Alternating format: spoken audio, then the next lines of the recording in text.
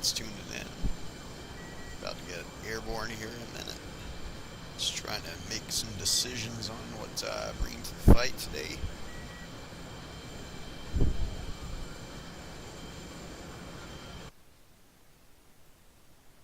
Channel switched. Microphone activated. There we go. Should get rid of that beeping noise.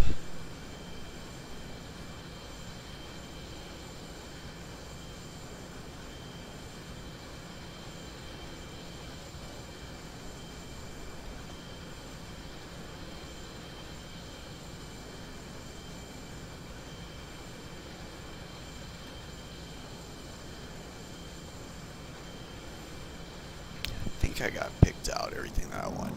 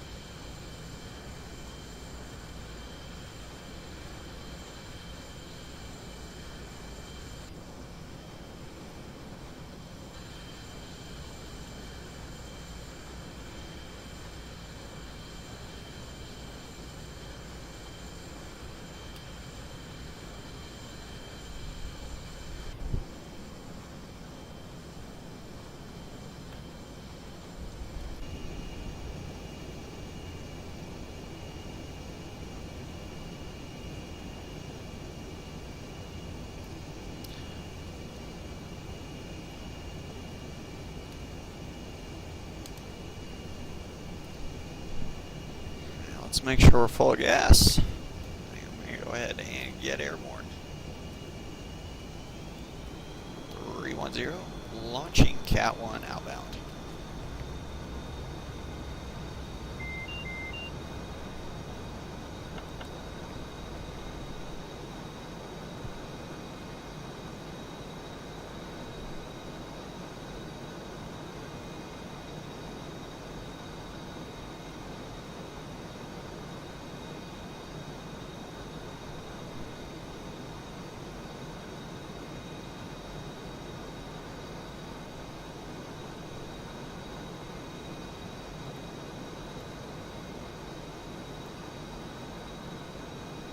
Start turning out towards the target.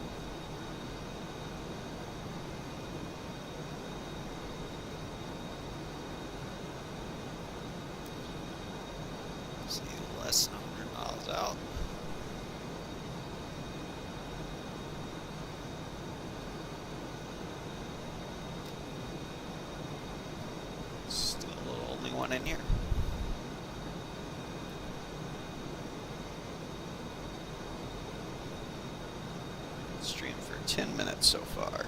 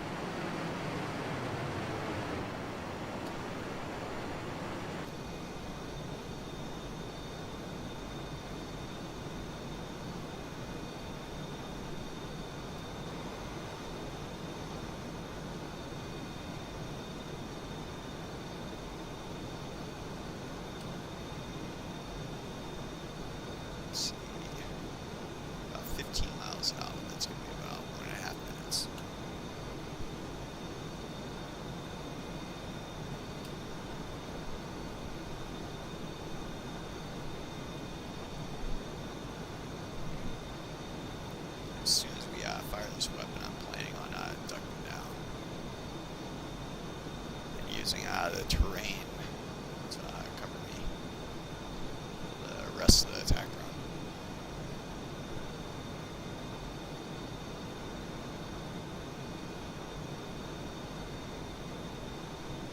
Same exactly where I came in. Rio. Bunch of asterisks. Is joined.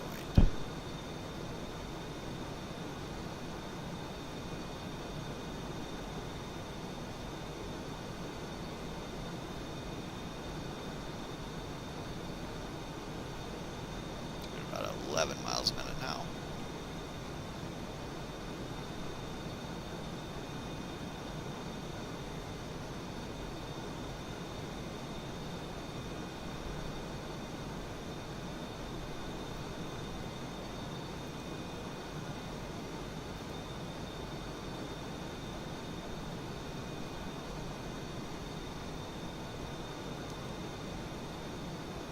And 310 Magnum.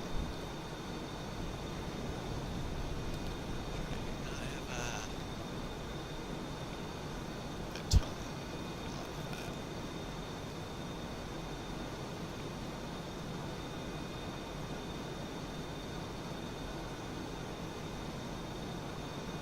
Some 0G pushover. Trimming up there.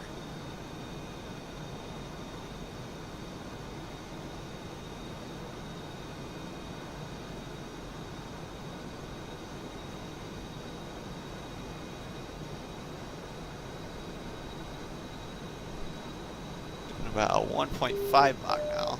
There we go, we're getting targeted.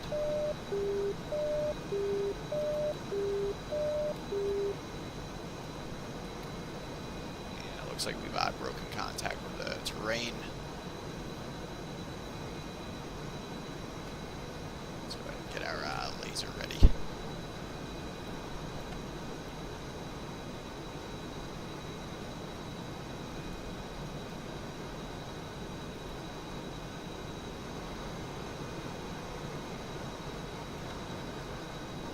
Let's go ahead and get rid of these wing tanks.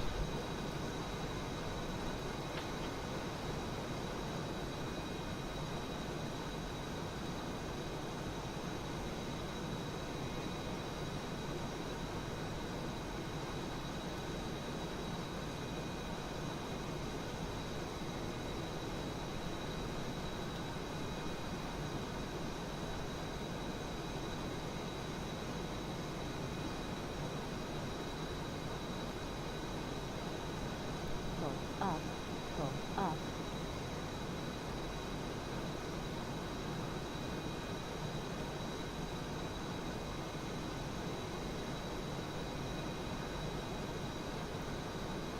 And 10 miles now. Sick Nasty has joined, so it's chill. Looks like our arm missile did the trick. So, cage that weapon and 310 rifle.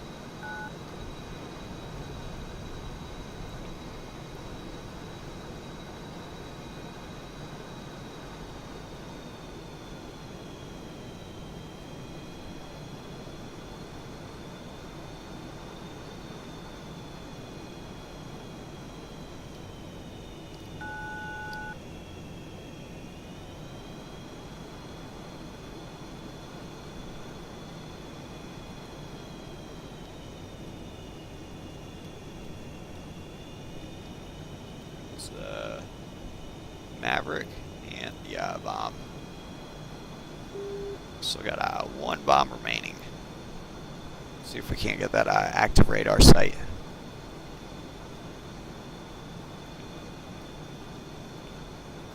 Using CCIP, which is continuously calculated point of impact. For this bombing run, we're going to be dropping a Mark 82 Snake Eye. Go ahead and set its drag to retard mode, so that way it is it slows itself down as it comes off the jet.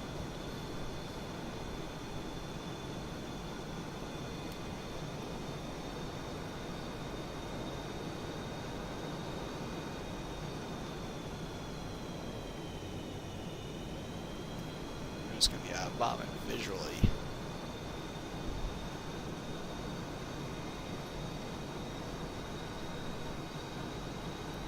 That's hurting my frames.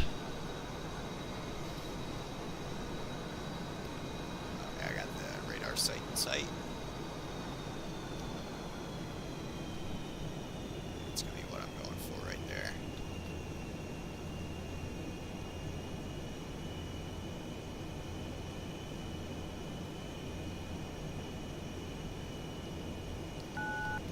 Zero, bomb gone. Yep, that was a good hit.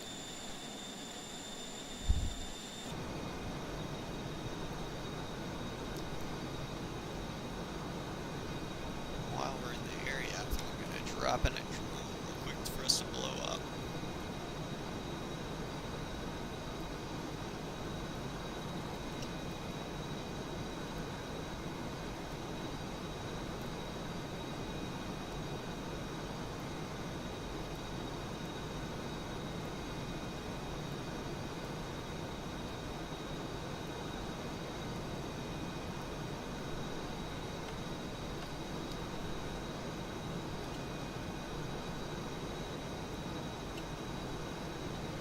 There's our drone right there.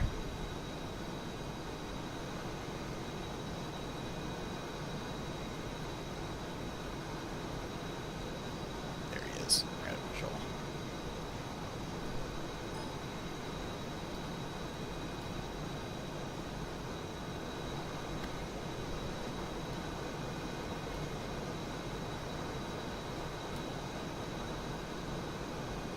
So we are merged. I'm actually keeping this in the horizontal right now. Go MCON. So I should probably change my gun rate over to 4,000 rounds per minute.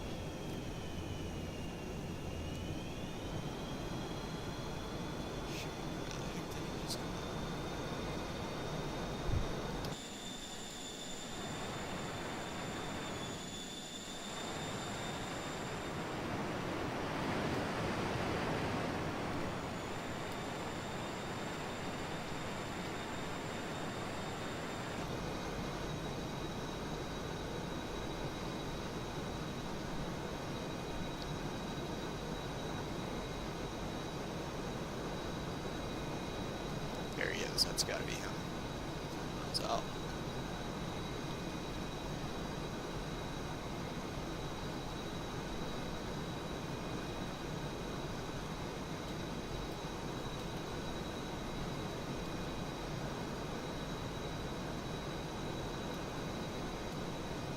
Means of Productions has joined.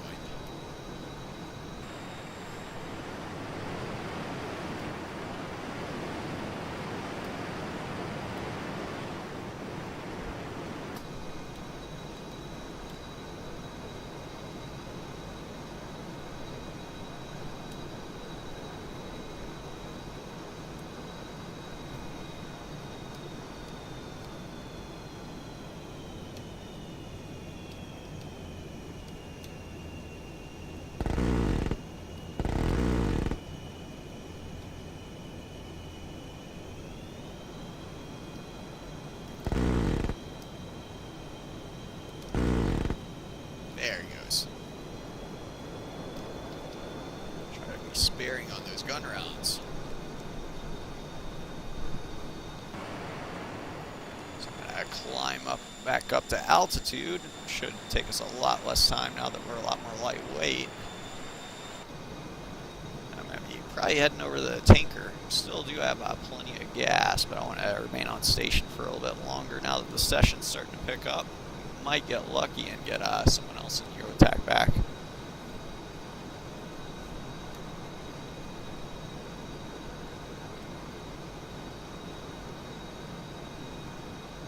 ahead and switch back over to nav mode.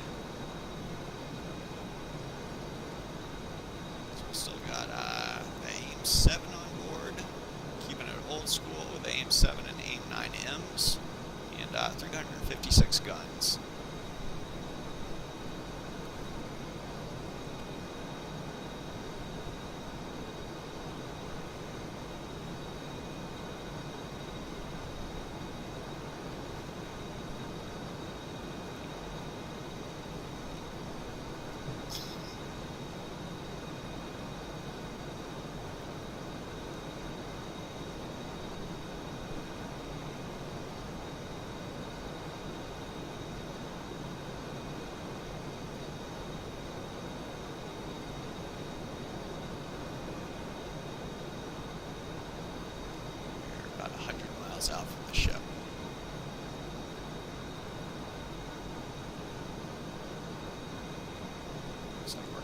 trailing around Angel's 22, 21 or 22,000.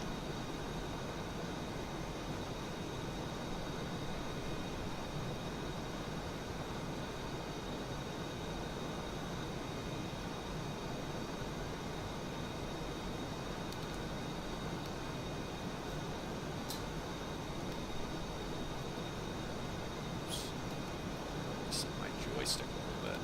There we go.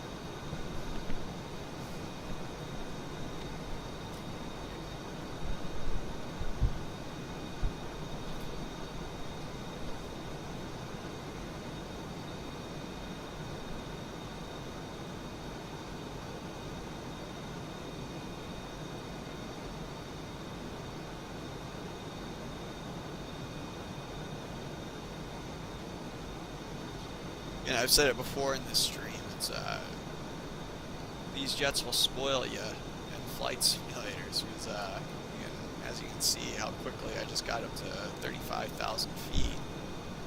In a commercial jet or most other jets, you'll never be able to do that.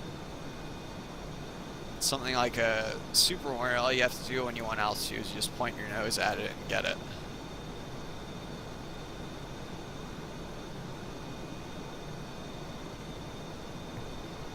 Stalls are not much of a thing. Some extra contrail I see in our rear view. Tell.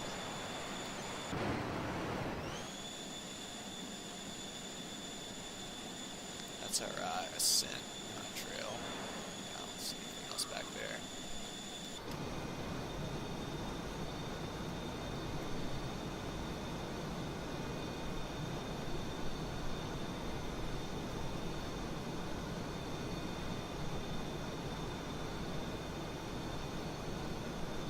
That's just the way the sun's reflecting, the way the graphics are looking in that.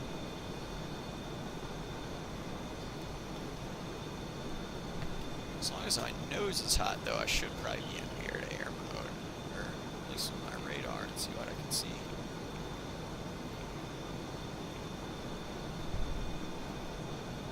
There we go, we got the largest sight picture now.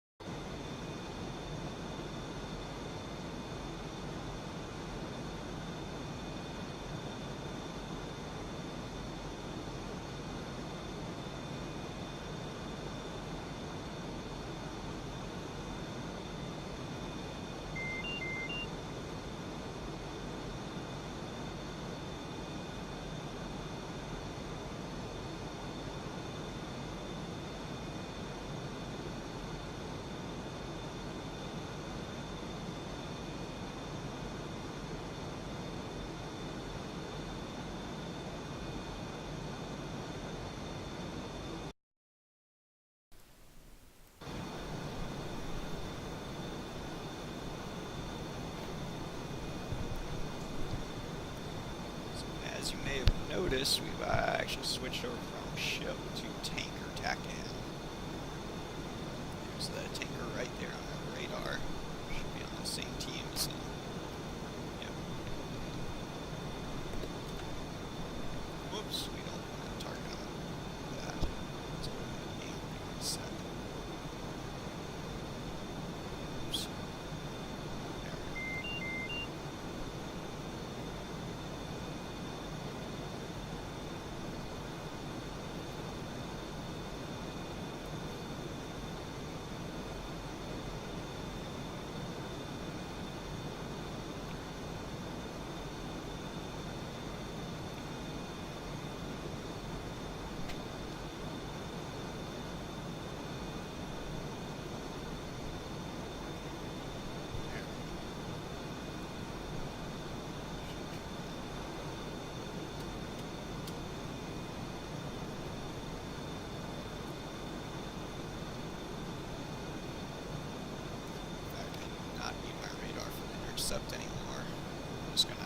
high based off the Tachyon. Can go ahead and extend the drogue though on him.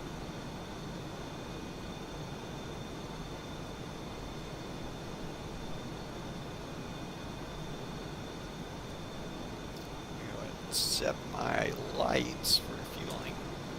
Information lights. Will show up right now. Alright, so that would be too bright outside.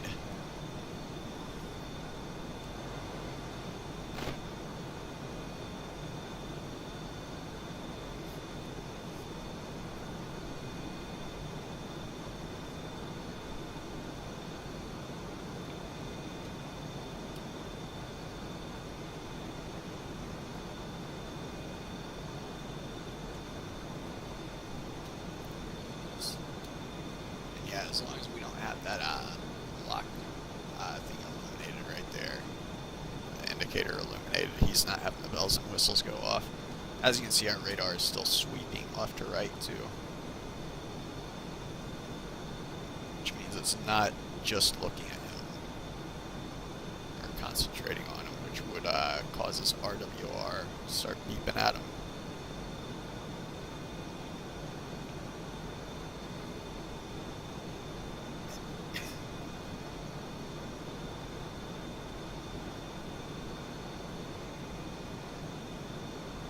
Looks like he's left turn right now.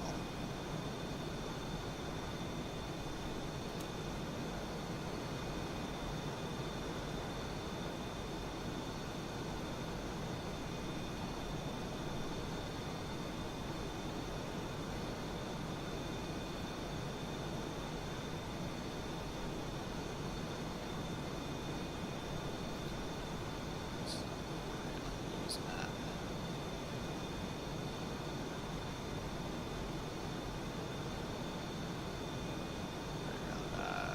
It's like 20 miles.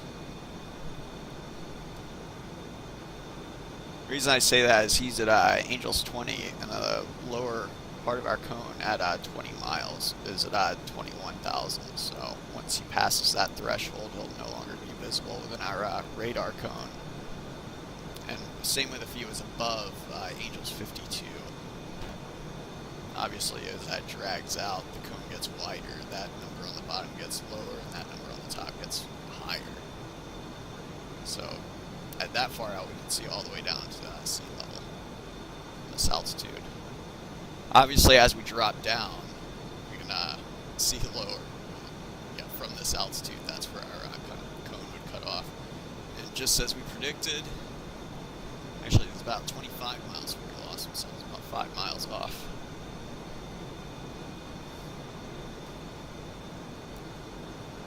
Oh, we picked him back up for a second. Let's see, we're probably going to lose him though here at 20 miles. Now, same with if you were, say if you were the tanker and I was intercepting you, that's also the point at which you're going to lose me on your RWR. So that's something to keep in mind a lot of times, like depending on your altitude and whatnot. Once you play the simulator enough, you'll start to just pick up on a lot of that stuff instinctively. When you hear the RWR beeps at you, and then you'll see it disappear from your HUD from a certain altitude, that doesn't always mean that they turned away from you. Conveniently, right around 20 miles, you start seeing contrails too. And if you're lower altitude than your bogey, you'll see its contrail start appearing right around there. A lot of people cruise at Angels 35. Some people cruise at Angels 20. Something to keep in mind.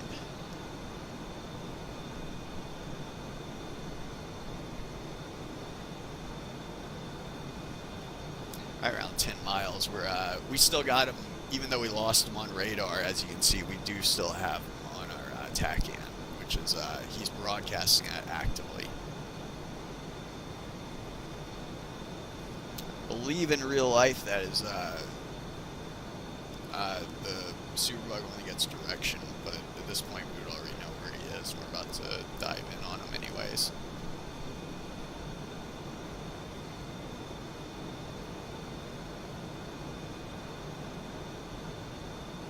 I don't think that little tidbit will affect the overall realism.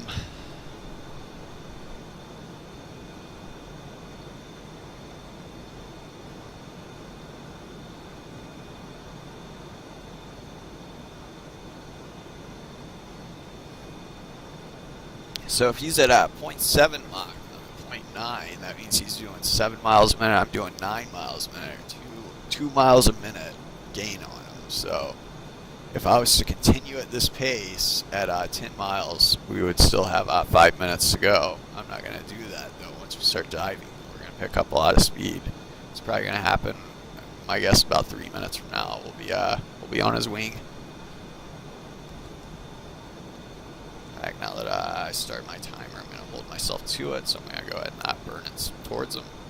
We are behind him right now, so it's we're catching up on him slowly, more slowly than we would if it was front aspect coming up on him. Front aspect intercept.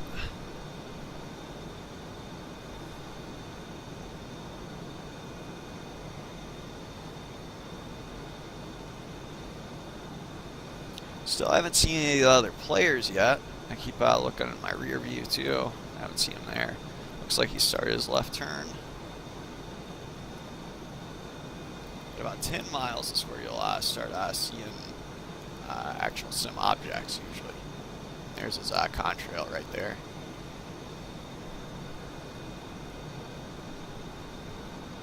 We're going to cut inside of his turn.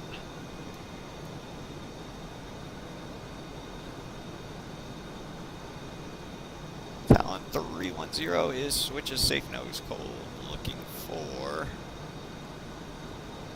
10K. Guessing we're gonna probably burn down to about that by the time we get to him.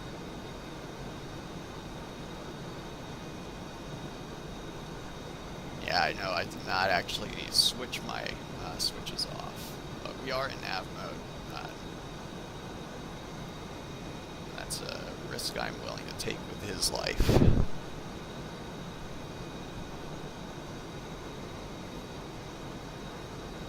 It's going to be a pretty fast join up.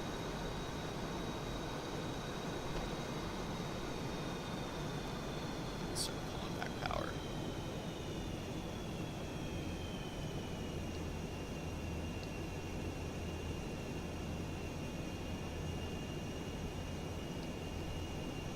So zooming out. Get sight picture ready.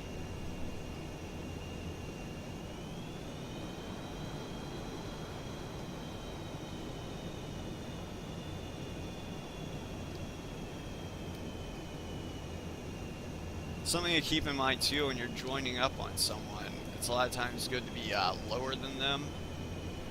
Just because if you have a lot of speed to bleed off, you can do it really quick just by riding uphill real quick. Yeah, we're on his wing in under 3 minutes. That's 2 minutes and 30 seconds. Let's see. Oh, I did not burn nearly as much gas as I thought I would.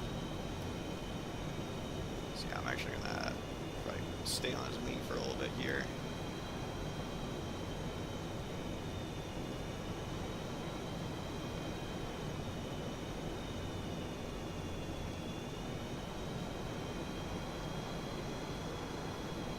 I'm gonna move this little this camera over there so it doesn't get in my way.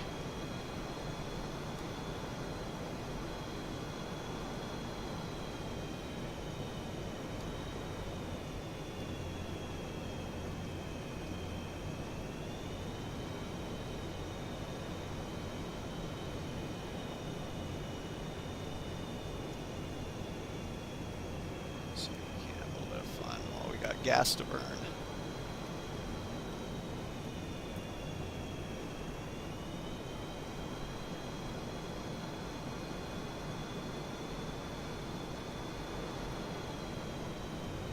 And now the rear view mirror is on the wrong side again.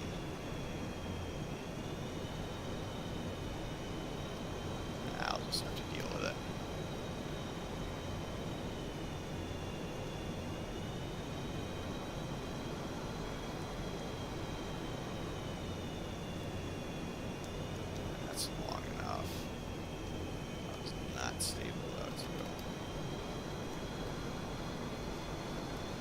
rusty. It's been like a week since I've flown, I think.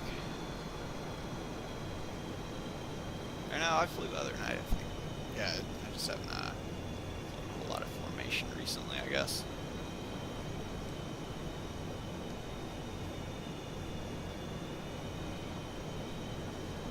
Wait till this guy goes into his next turn. I need to be on transmit and receive and 17 to X-ray. There we go.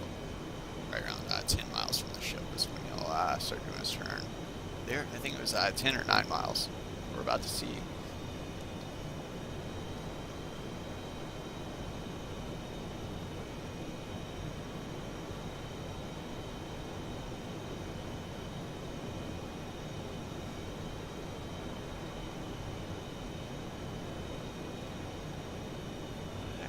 Joystick not centered.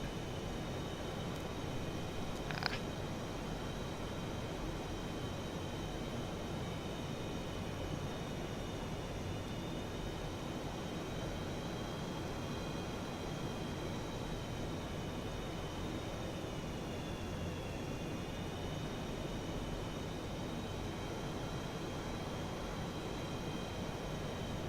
Should be coming up on the turn here in a second.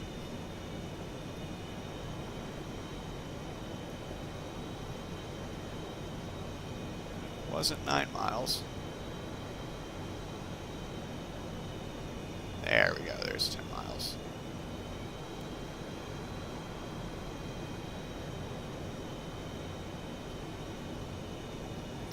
A little bit far behind. I'm supposed to correct formation position. Because I usually missile rail to the head. Right around. A little bit closer to there. I am not stable tonight. Oh man, what is that? Well, it's PIOs. Pilot Induced Oscillations.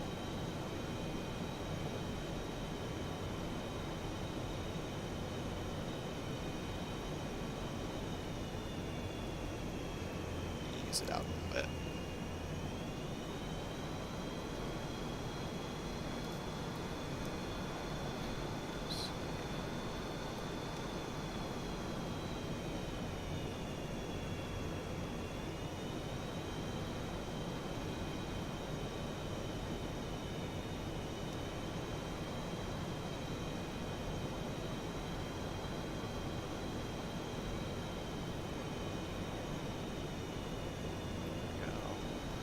Closer.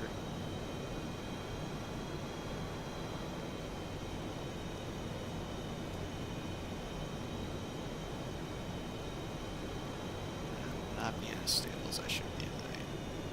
Ease it out and pull it out.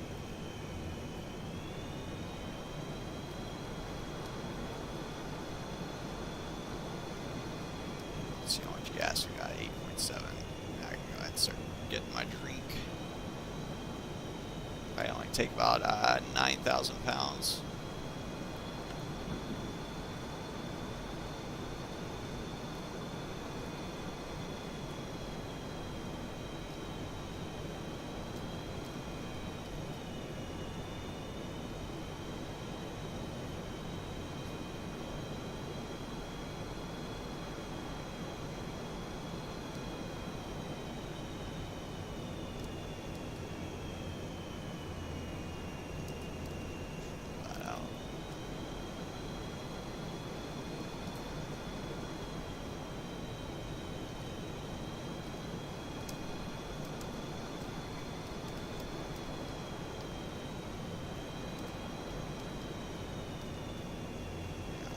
Doing.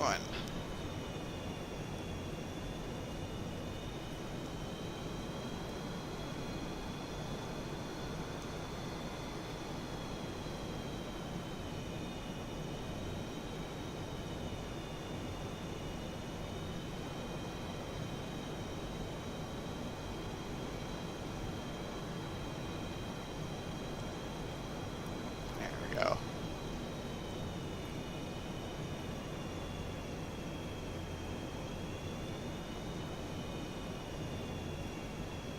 Let's ease it out, and let's just go the normal way.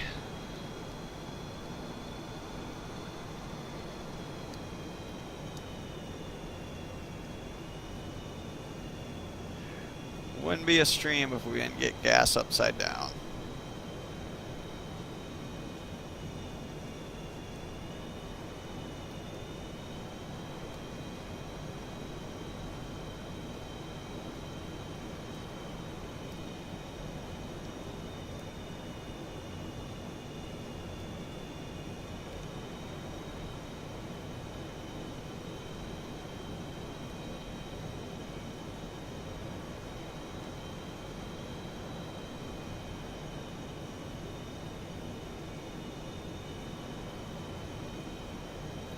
Clean up that view a little bit.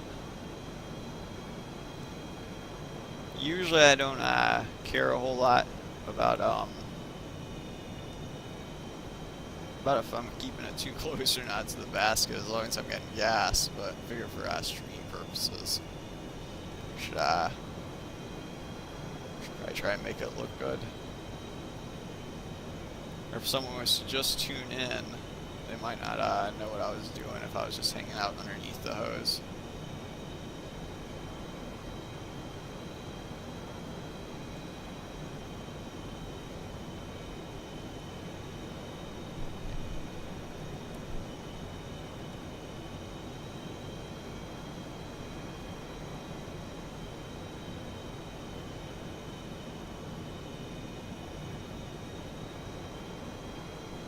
And again, if you check our website, the wing clip fix is probably what you, for a lot of people, this hose would, or the basket will disappear a lot earlier, or a lot sooner than when you see it actually disappearing within the cockpit, like on this one. And this is that's the Blue Angels wing clip fix. You can find it on the Blue site or on ours. We got a link to it from the link down below in the stream.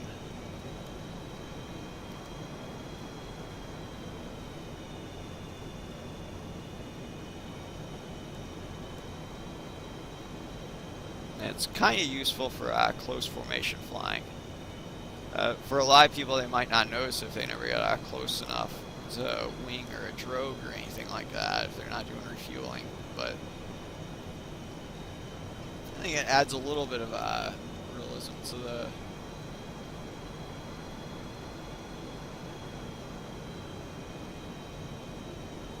to where so at least it doesn't disappear on you.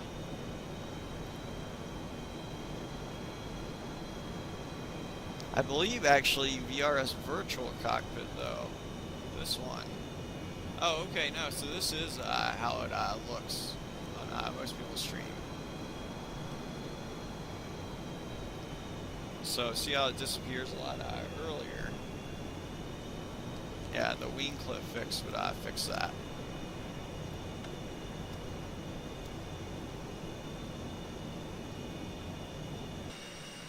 Oops. I get back to my regular cockpit. Then I gotta go through the there we go. There's my normal cockpit. How much gas do I got? Okay, yeah, I'm almost topped off.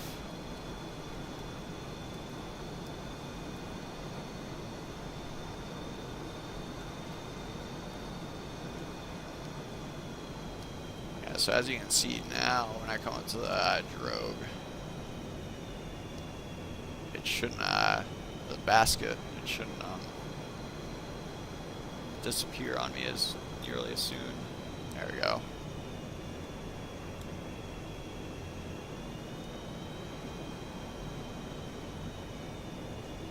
Rough on that hose.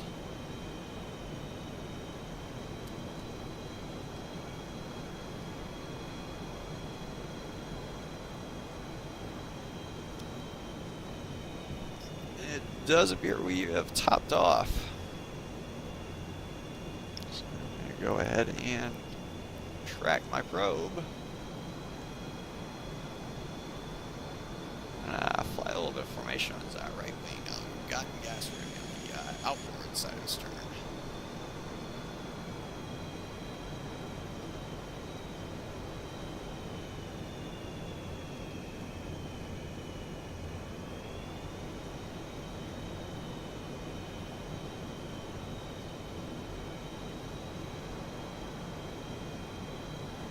So he's got his lights off. Yeah. With light discipline issues. Go ahead and turn mine off.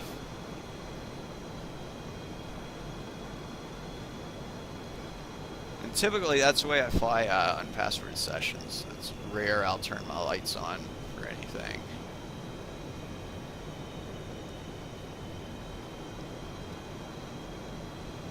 There's a whole lot of bad things that can happen in attack pack. You gotta give away your position like that. And that is something to keep in mind if you're an attack pack player, is to keep your don't use the L key, because the L key will desync some of your lights, so therefore when you think that some of your lights are off on someone else's computer, they very well may be on. Always use this panel down here, and whenever the most common one that I've noticed that desyncs is that strobe light sometimes, and especially at nighttime it can really give you away. But yeah, don't use the L key, and when you leave the session, try to turn off all your lights. Doing a cold dark startup will help, I guess. If you check that box for cold dark startup, start the thing up cold and dark, and just make sure you never flip on any of the lights, and just keep it that way, so that way you know it never desyncs.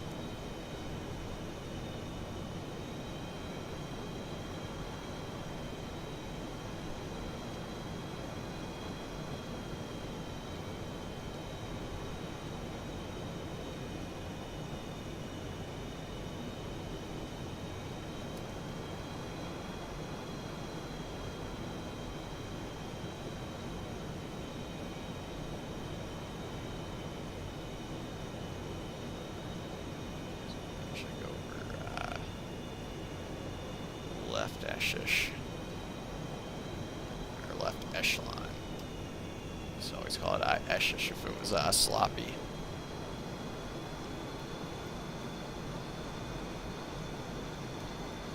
And up to line of rest before he goes into his next turn. I think I'll do a tuck under break off of him once he starts his turn. And after that, I'm gonna probably go nose hot and look for anyone else in the server. So when you go line abreast, usually what you're looking for is that canopy bow. Now that's what I use as a point of reference. I'm just trying to line that up so it's flush with itself. That, and then just try to keep yourself good in the horizontal axis. Should eventually look something like that.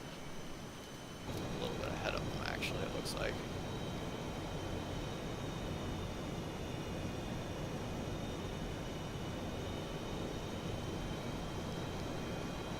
But if you want to get good at formation, I always encourage you. This position is a good one to fly a lot. Just fly out line abreast off of someone doing cross country or something like that. There he goes. I'm gonna fall back a little bit, and then wave goodbye to him essentially with a tuck under rake. Alright, whatever that was. I'll just break out this way. Let's pop off some flares just for fun.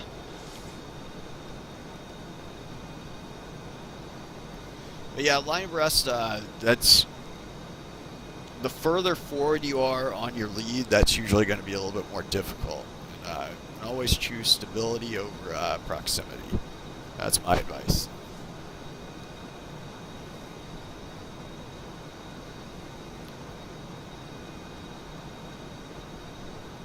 Let's go ahead and go nose hot here. So we've got radar memory to 32 seconds, sweeping 140 degrees, 80 miles, 6 bar scan. Let's see what we see. Also, making a waypoint 1, which is PH&G. Go ahead and box that.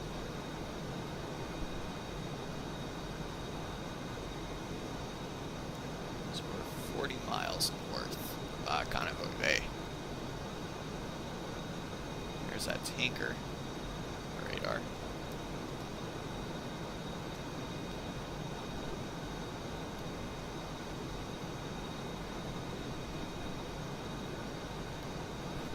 Looks like there's no one in here. No one around. Yeah, we are alone. Okay. It does appear that everyone left.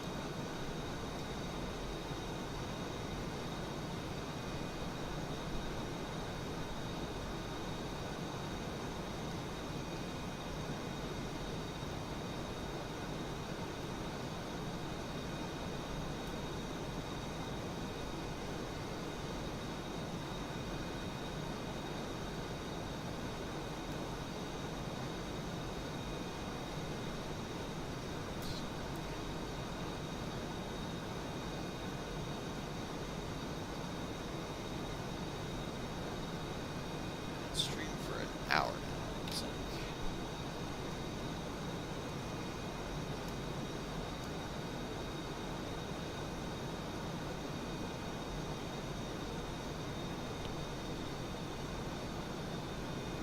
While I'm up here, I think I'm actually going to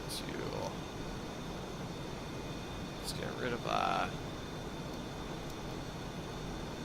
some of these old weapons.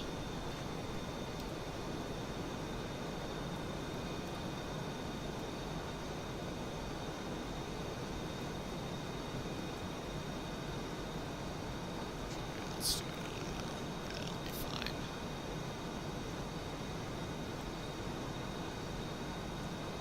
So all the way up here. Let's put this AIM 7 to use.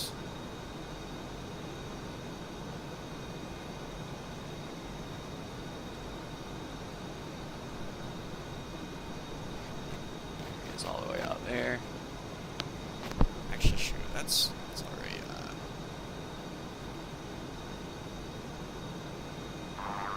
close enough for an AIM 9 shot. I need to turn my coolant on because this is an AIM 9M. 310, Fox 2. AIM 9 does not put out a smoke trail, much of a smoke trail.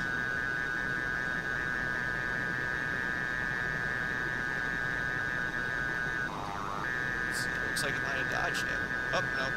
That is not a dodge.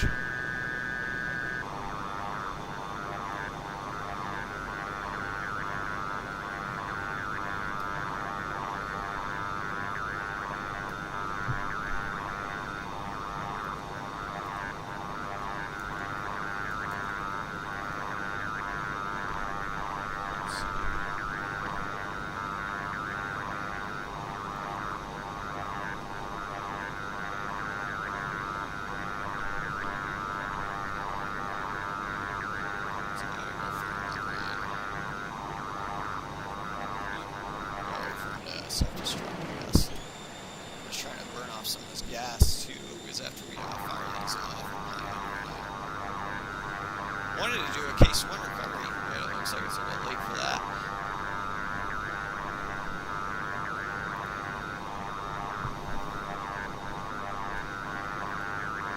I could, I don't know. Let's go ahead and just blast the guy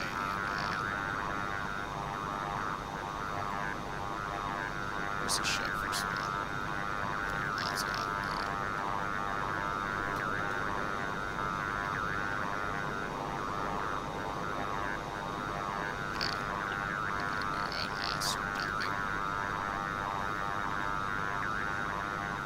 Yeah, we'll do, I'll promise you a case 1. We'll just blast, let's go ahead and tell them how to self-destruct.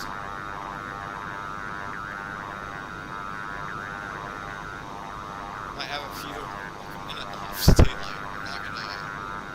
We're gonna be breaking the rules, but oh well. That's what simulators are for. We'll do case 3 later on. Do not want to target that tanker. 310 Fox 1. That is not a very good shot, just because it's tanker's right behind that guy, but I think the tanker is also I don't think the missile would make it to the tanker.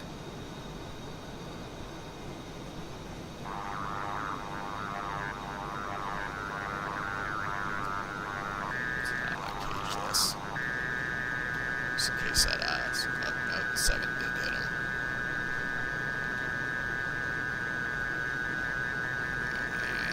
And there's 20 miles. Let's go ahead and drop our hook. Let's tell this guy to self-destruct. And we'll drop him one more.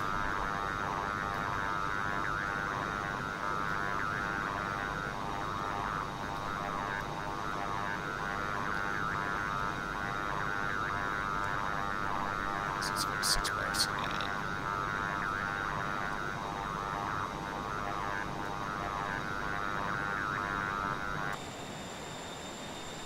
Where's my there we go.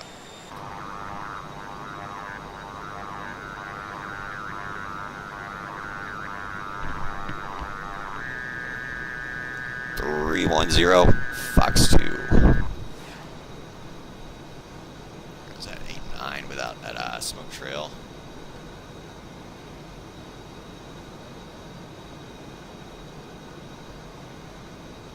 Let's make sure that hits.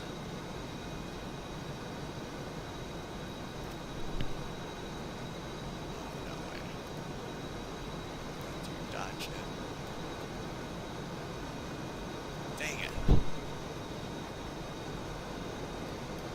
Okay, just have to gun him down real quick. We're about to land, so I'm not going to be too sparing with my ammo. Look at him pretty quick.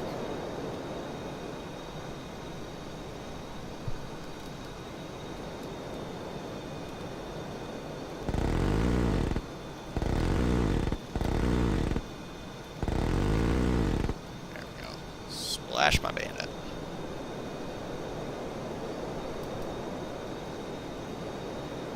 Still got 228, over half my gun rounds.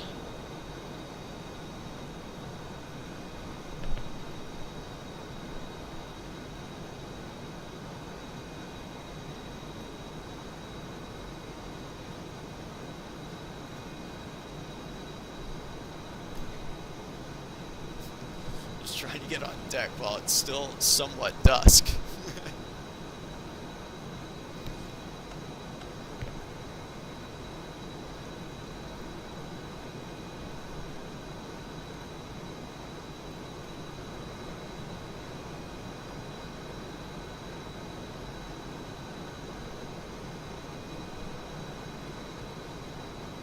Three 1-0 platform 5.8 dumping.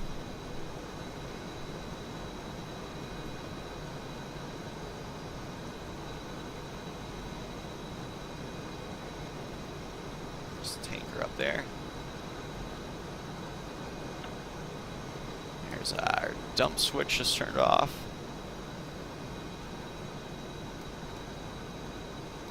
Bingo. Bingo. There's bingo fuel 5.0.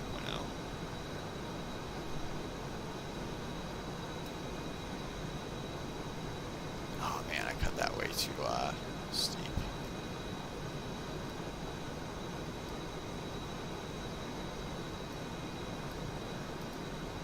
Three 1-0 braking.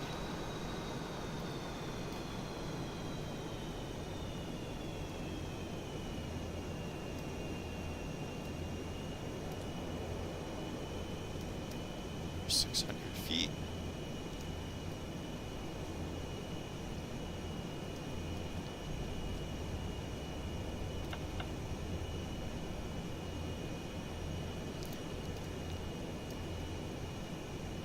Three 1-0's at the 180.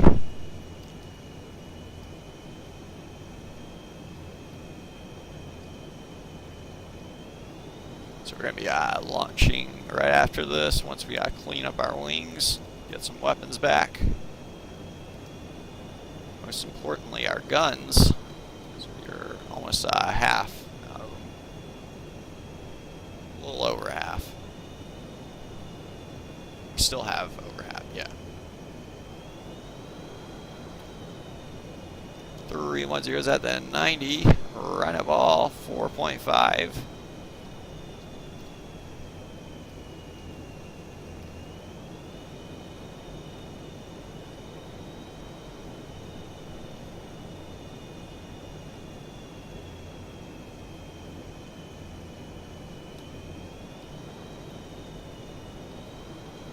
What am I doing?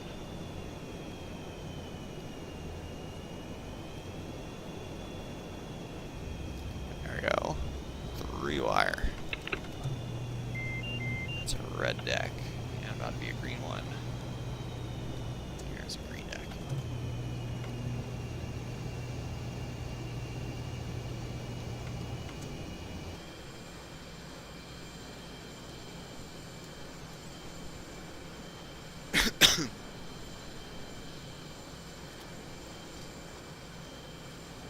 Clean up these wings.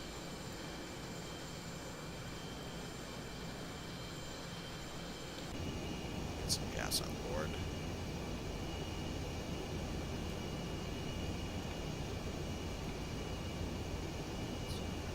Trim set.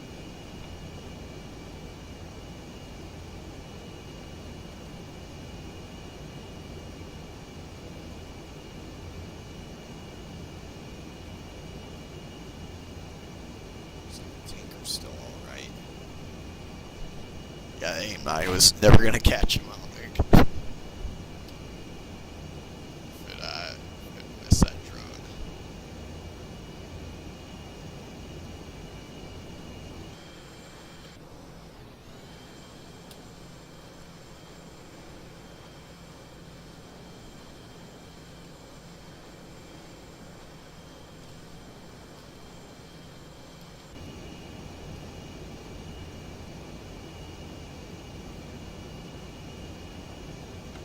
Turn off our IR coolant.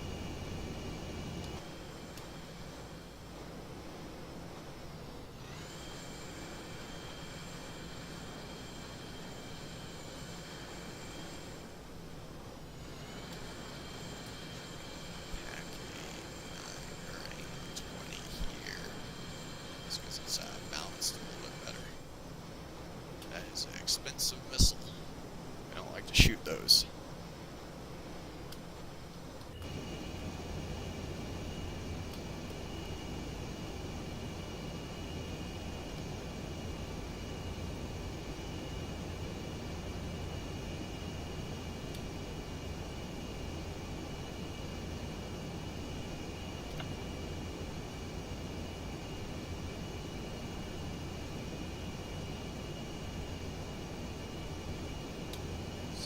We're actually supposed to do a Christmas tree in our cockpit too.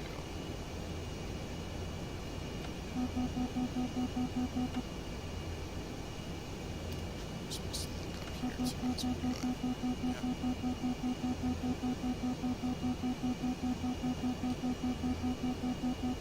doing.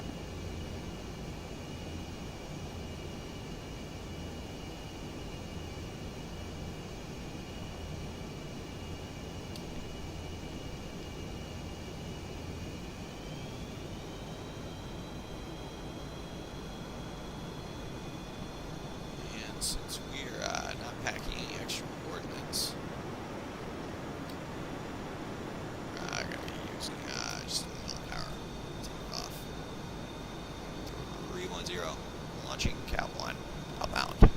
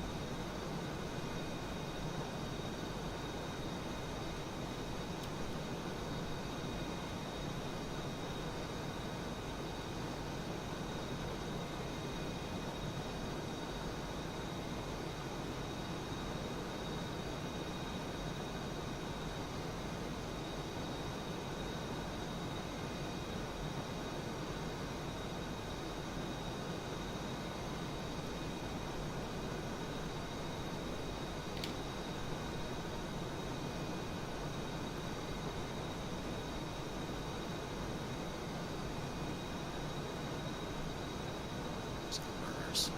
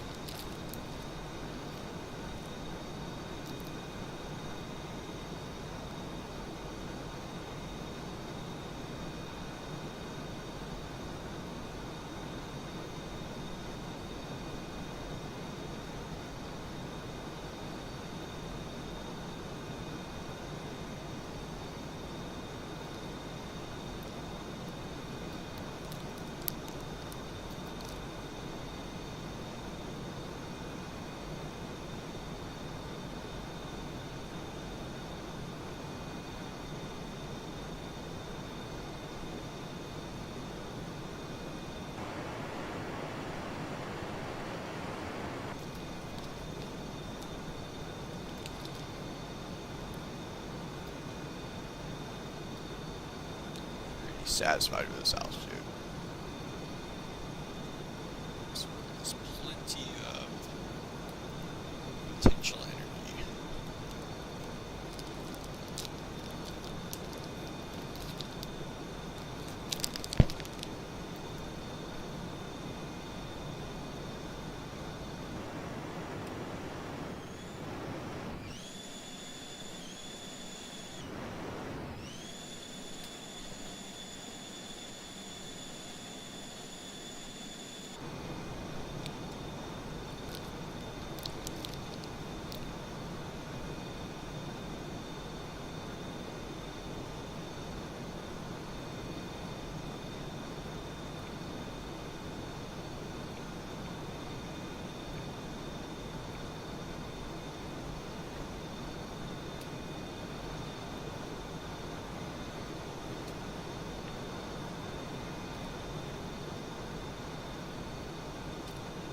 It's the first time in the stream we turned on the floodlight.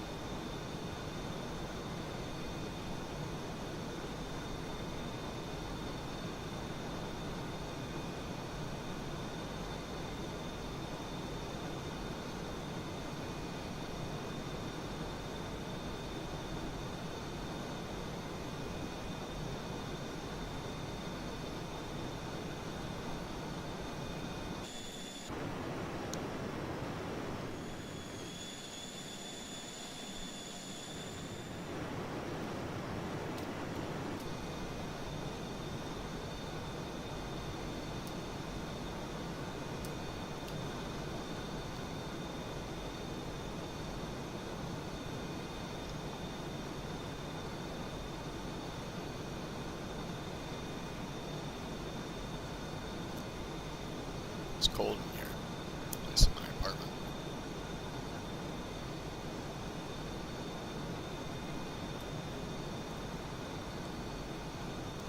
So yeah, speaking of lights, if you're going to turn them on or off, this is where you do it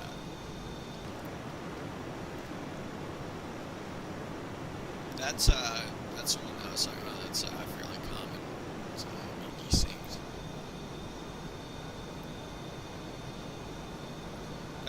thing with that strobe light while we got it on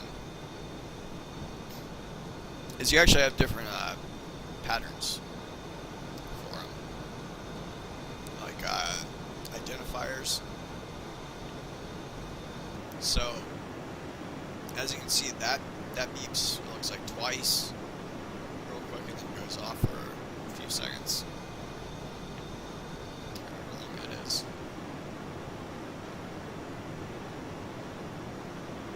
So that does one and two. Yeah, on that one. So as you can see with these different identifiers, different people, like, you could use them for multiple uses, but one potential use is you could have different wingmen in your squadron. With these, like one guy has one, flash setting like the mode A, another guy has mode B, another guy has mode C, etc. And that would be how you could distinguish just from the flashes alone who's who.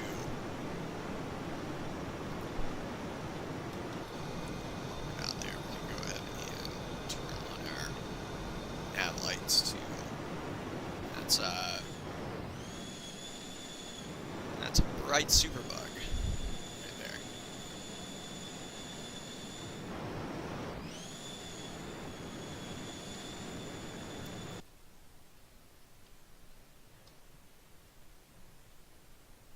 Sorry if we could see it from the nearest tower or anything, but no, it doesn't look like we can.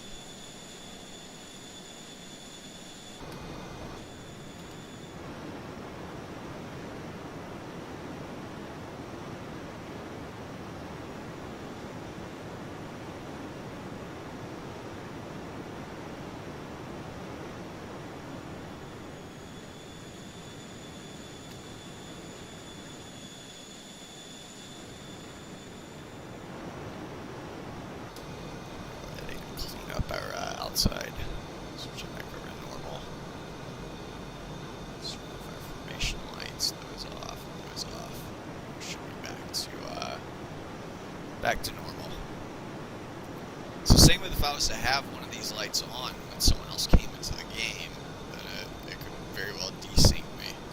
When I turn mine off, I can now be on his screen. Which is why I recommend when you're running TAC-PAC in an unpassworded server, you don't know who might be coming in, it's a good idea to just keep all that off.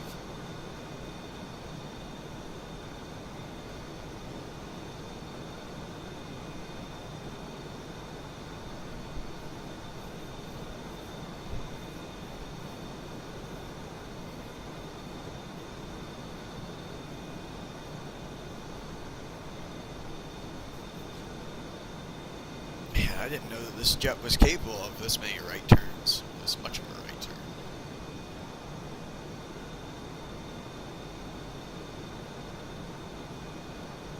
I don't know if anyone will ever get that, or if you fly a lot of formation, you'll get that.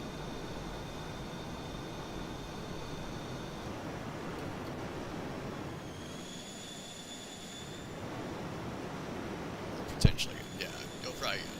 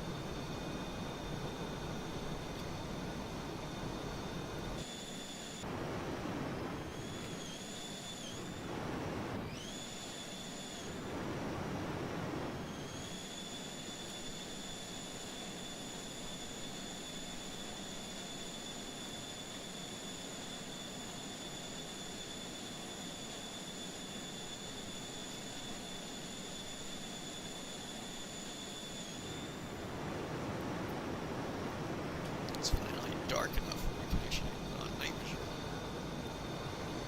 By the way, that's, if anyone's ever wondering what this little switch is, speaking cockpit lighting and whatnot, when you turn this to NVG, that is exactly what it's made for, is night vision goggles. Notice how everything's dim now for my naked eyes, but if we put on our night vision goggles, it is not blinding, or it doesn't blind us or anything. So again, if I was to turn that off, we're back to the norm. As you can see, it's we can't really make out too many details as we zoom way in.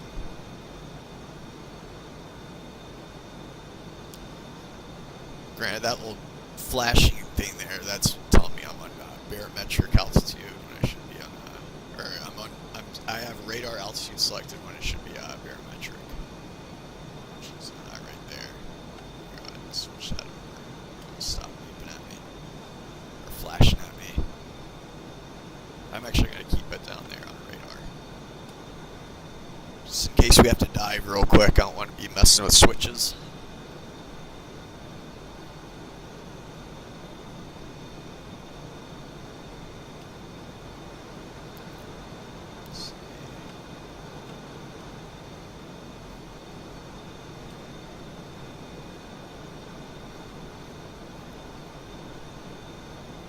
What is kind of cool, that's, if you'll notice, we have actually green lighting when we turn it on to the night vision mode. And one of the reasons for that is wavelengths of light that are higher on the visible spectrum, believe it or not, night vision goggles won't pick up all that well. Green, it usually doesn't have too much of a trouble with. Green's right in the middle of the visible spectrum, and that gets amplified pretty well in night vision. But the things that get amplified the most are going to be things lower on the spectrum, usually like reds and infrareds. But that's one of the reasons they would have that this way, I would assume. So that way it's green light, or it's not like a red light or anything like that. So that way when you put on your night vision, it doesn't blind you as well. Notice how all these console lights also turned off when we went into night vision mode.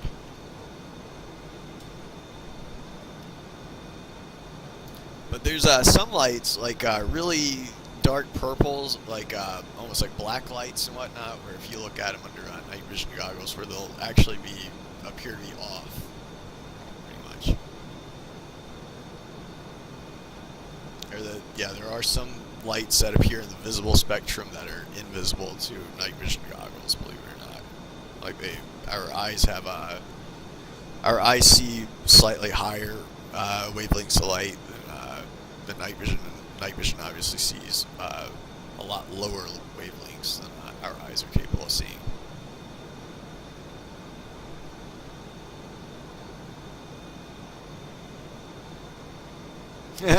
What's going on, Scouty?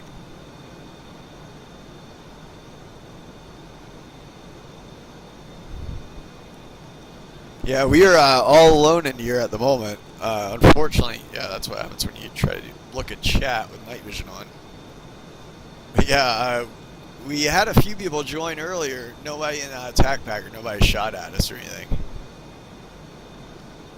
I couldn't even find anyone. I don't know if they were flying around Hawaii or not, but yeah, I was unable to track anyone down or intercept them.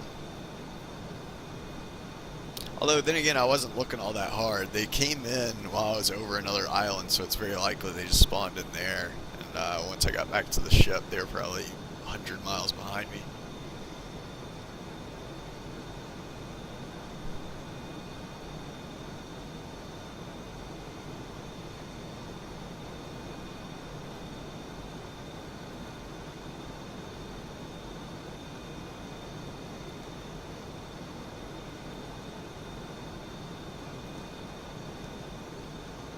Ah, gotcha. Boxed edition. I still got boxed installed, believe it or not. That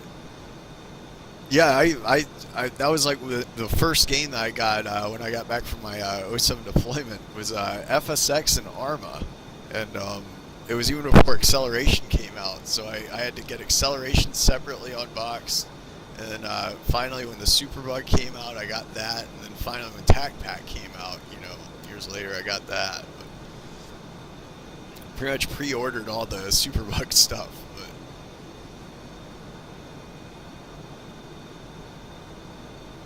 yeah, boxed is man, the big.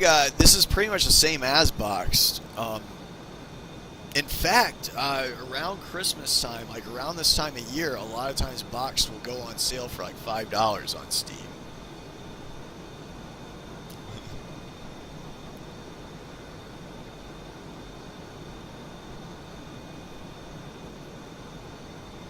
But yeah, it's pretty much the exact same thing as boxed. It's just that you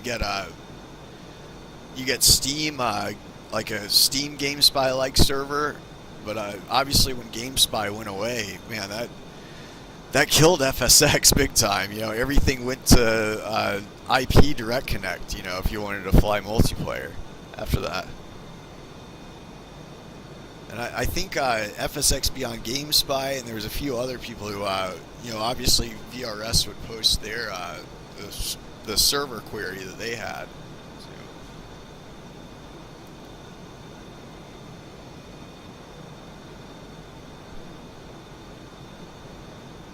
Gotcha.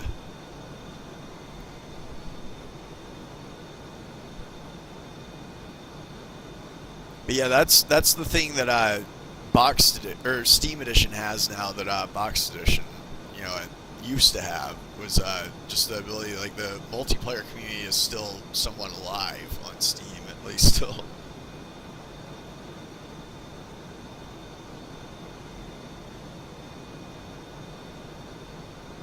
Unfortunately, though, I've been flying the Super Hornet now on, on Steam now, or on, not Steam, but on Twitch, like streaming this fairly regularly. So for, I don't know, I probably have at least a day's worth, probably several days worth of flying, just of hours, like 48, 72 hours, I'm assuming, of just stream time.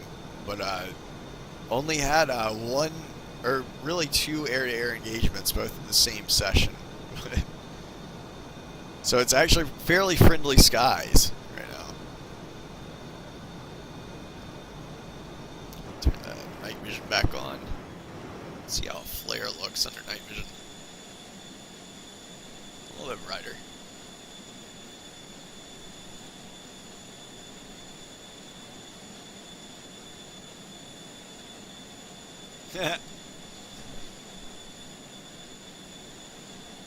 Yeah, they have quite a few aircraft now that are tac packed. Some are not like for these multiplayer sessions. I always have it so it's anti-cheat is enabled and everything. So some of the jets might not be allowed. Like they do have to be digitally signed, or like by VRS, or not by VRS, but by the developer. But some of the jets that are like kind of, I don't know, like there's some jets out there that are actually kind of cool, but the thing is they do have their UFO-ish style behaviors, which would put them at a slight advantage in a multiplayer server. But yeah, it's but as far as like most of the jets go, like let's see, you get the Aerosoft Tomcat, which is an outstanding Tomcat by him, and the obviously the Superbug you can always fly. I believe the F4s are capable of flying, the Phantoms. I don't know if they got any F5s or A4s yet for TACPAC. I think they might have an A4 for TACPAC. I know they have an A7 for TACPAC that's signed. That's pretty neat. And obviously Dino stuff, actually some freeware stuff is signed, like the Dino's Tomcat, for example. Or and any of his other jets, like the Ghost Hawk, and there's a few others that he's got.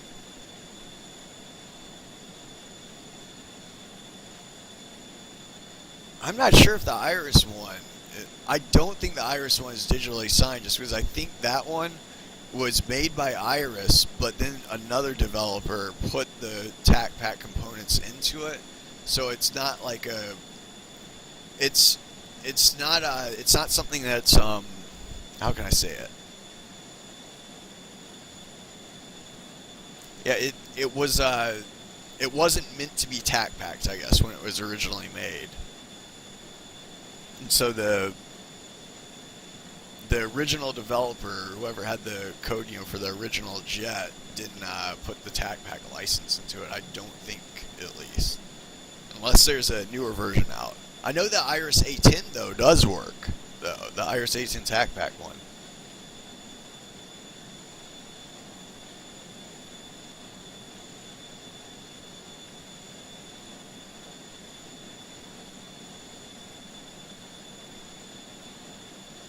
Nice. Your uncle was a Tomcat pilot?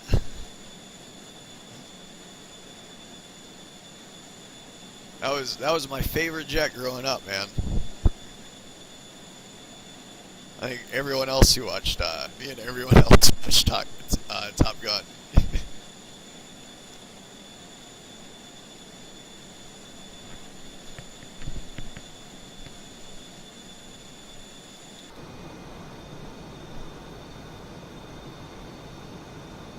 So we still got blue skies. Man, what's in here?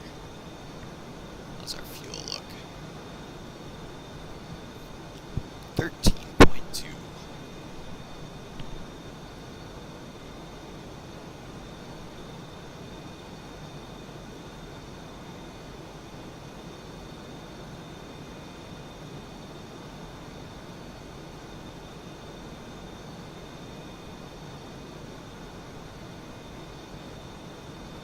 Nice. Man, you come from a Navy family, it sounds like.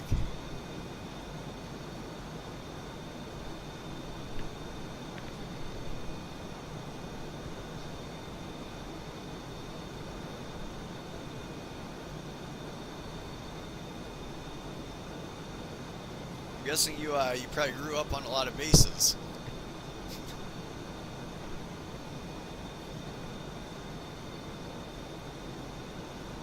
You ever get to live in San Diego? That was my favorite spot to get on a station. Or at least I was stationed out of Pendleton for most of the time. But kind of in between LA and San Diego. But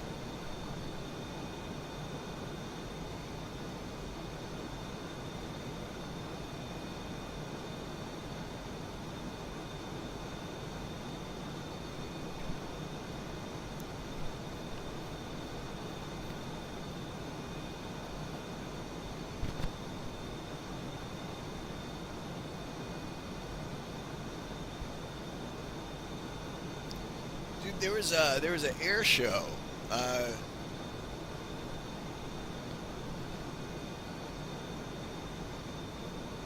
Yeah, I forget. I was young as heck, but yeah, there was an air show where there was the Jolly Roger. They had a Jolly Roger F-14 there, and me and a bunch of other kids got to go up to the cockpit and look inside and whatnot. I didn't get to sit in it or anything, but yeah, we almost as good as getting to sit in it, getting to lean over and look at it, look inside.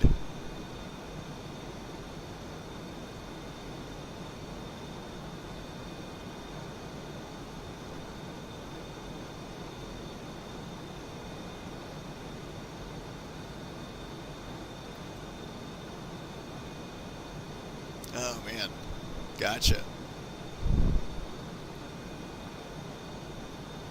I think, yeah, actually, my buddy, one of my buddies that I went to high school with, we still keep in touch, is he started as an Army Blackhawk pilot, went to Army RC-12s, which is essentially a King Air with a bunch of equipment on board. And then from there he went to the Coast Guard and flies the P-3 for him, I believe now. But I think they're like the only people who still fly the P-3s. But I think he does something with like the hurricane stuff with them now.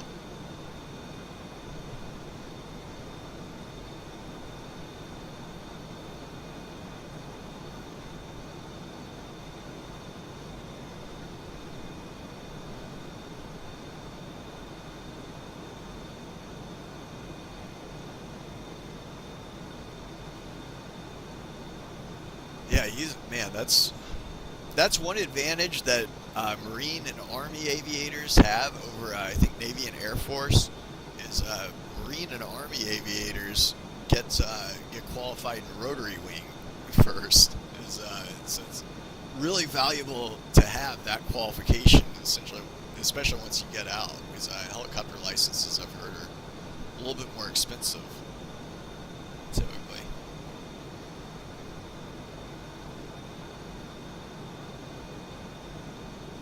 Gotcha. I'm guessing he went on to fly commercially or something like that.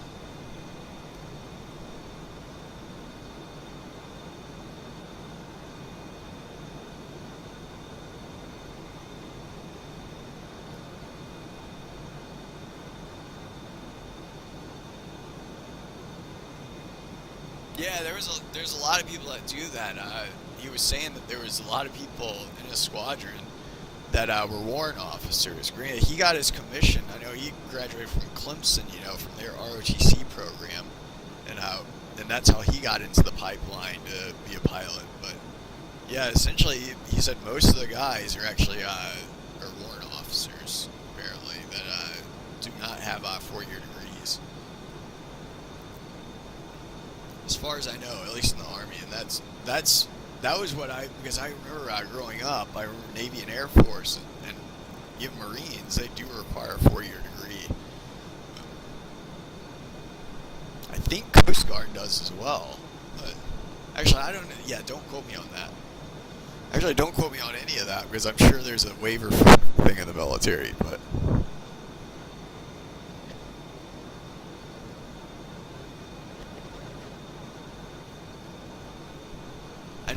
I know back in the day, though, like in World War II, Korean War time frame, enlisted naval aviators was actually a thing. I believe Neil Armstrong was an enlisted naval aviator. I do think he eventually got his commission and whatnot, and obviously went on and worked for NASA. But I do think he started as an enlisted naval aviator, if I'm not mistaken.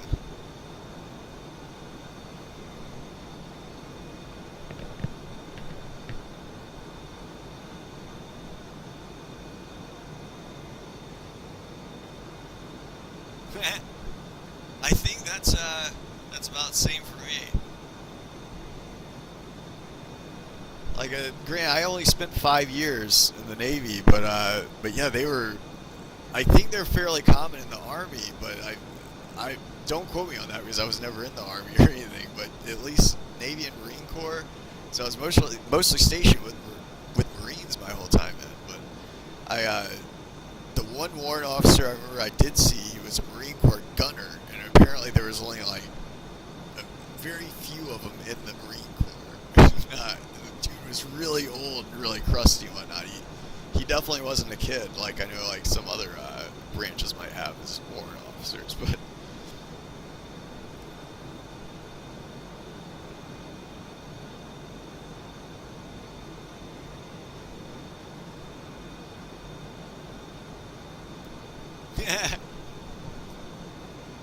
I don't know if other branches do this, but Navy, at least, I know on their ensign bars, if you're a former enlisted, you get a bull on your ensign bar, so it indicates you're a bull ensign. So like you're not a typical boot lieutenant or boot ensign.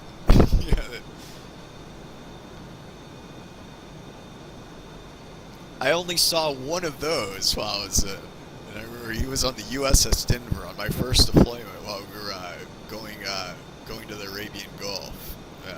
I saw one of those.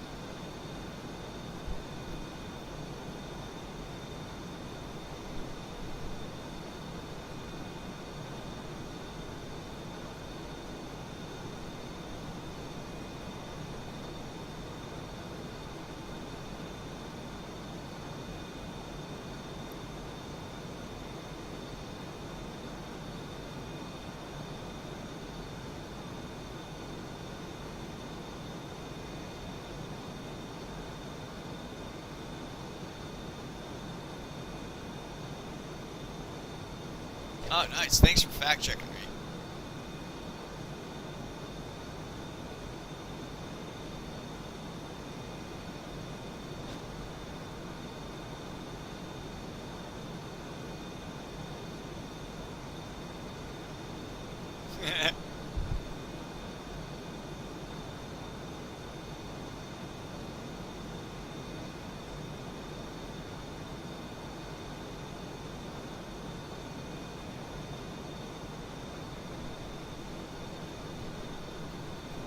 People talk a lot of crap about officers, but man, there's good ones and there's bad ones. But yeah, there was also good and bad senior enlisted too. I remember while I was in, but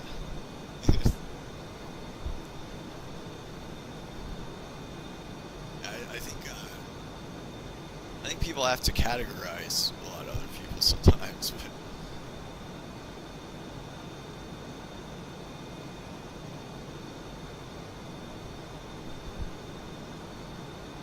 yeah, I believe he flew F9s in the Korean War.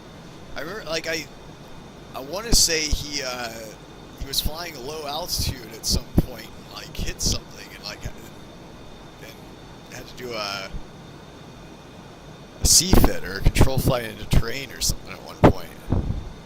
Which I know he did that as well at one point with Chuck Yeager. They got stuck in a lake bed.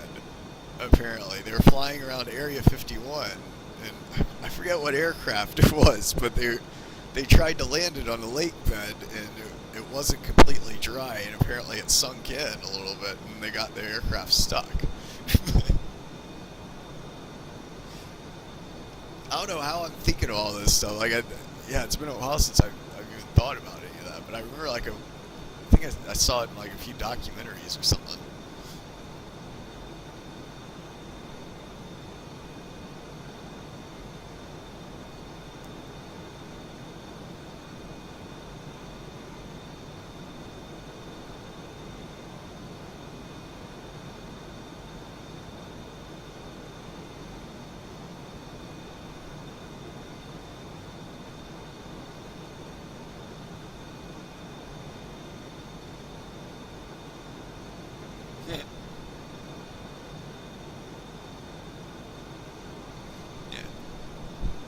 Well, I know, like, yeah, I think the Air Force was trying to have their own astronaut program or something like that before NASA was around. And then obviously Uncle Sam made NASA, and then they Armstrong and all those guys. Or granted, they weren't even the first generation of astronauts, but like John Glenn and people like that were selected from their respective, I think, branches, and then essentially turned into civilian government employees for NASA. I believe that's the way it works, but then again, I've never been an astronaut. Tried out to be a space shuttle door gunner, but they would not take me.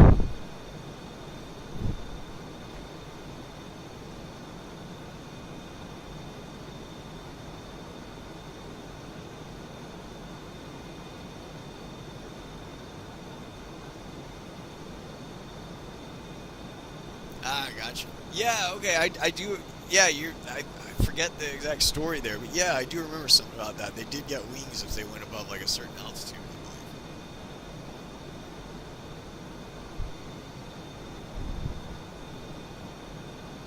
I believe.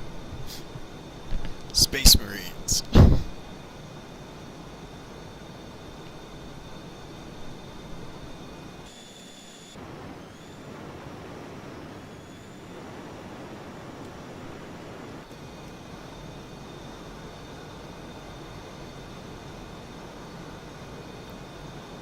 It's coming in.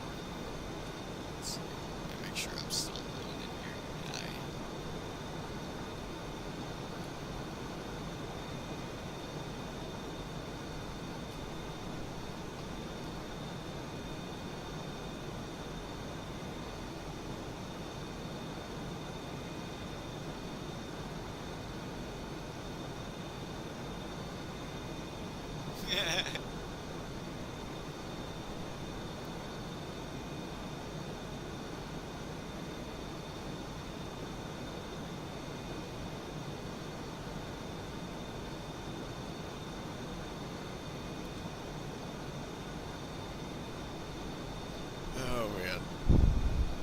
It's a great comic.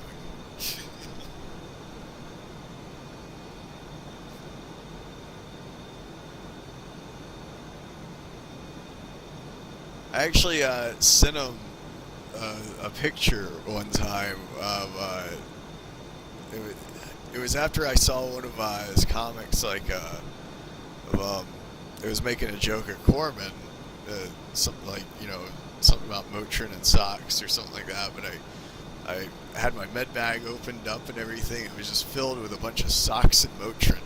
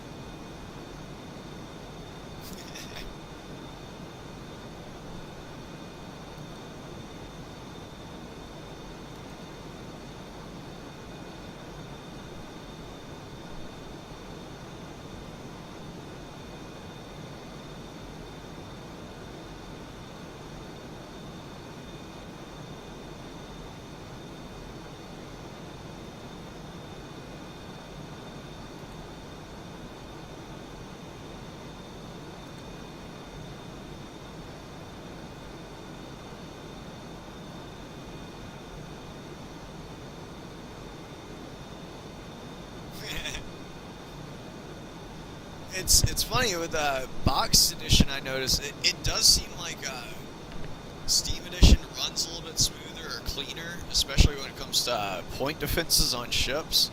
Because I've actually in boxed edition, I used to be able to break through the point defenses and blow up a carrier or something like that, but it's darn near impossible on Steam edition. If I have point defenses on a ship, even if I'm supersonic, like I could be coming in, like sometimes I'll come in at say 20 miles and then drop my nose and, you know, get up to 1.5 Mach. It still won't be fast enough a lot of times, or to defeat the point defense.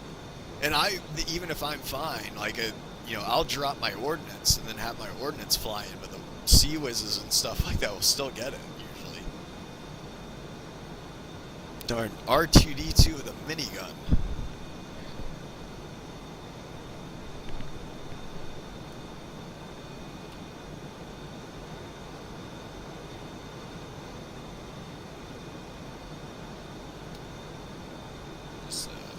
Just to show what it does, we're on Team 3 right now. Let's see.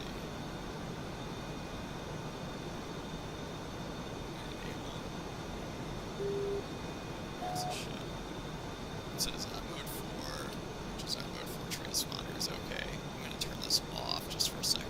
We're going to see how angry the ship gets at us.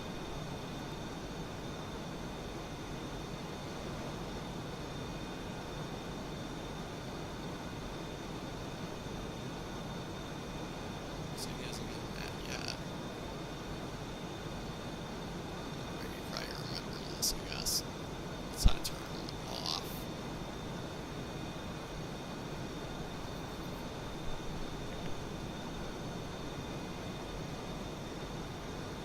Turn it back on.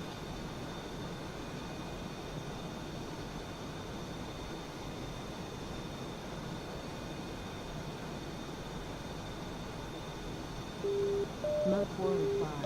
Okay. Mode 4 reply. Yeah, so if I ever turn it on. Uh-oh. Oh, shoot. He already shot. So this is one good reason to have all this altitude. So as you can see, we're already supersonic. Granted, I lost, what is that, 7,000 feet, but I can pretty easily defeat this missile, I think. That's a Sea Sparrow. There we go. Alright, time to get my altitude back. Dang, we are still too heavy to trap.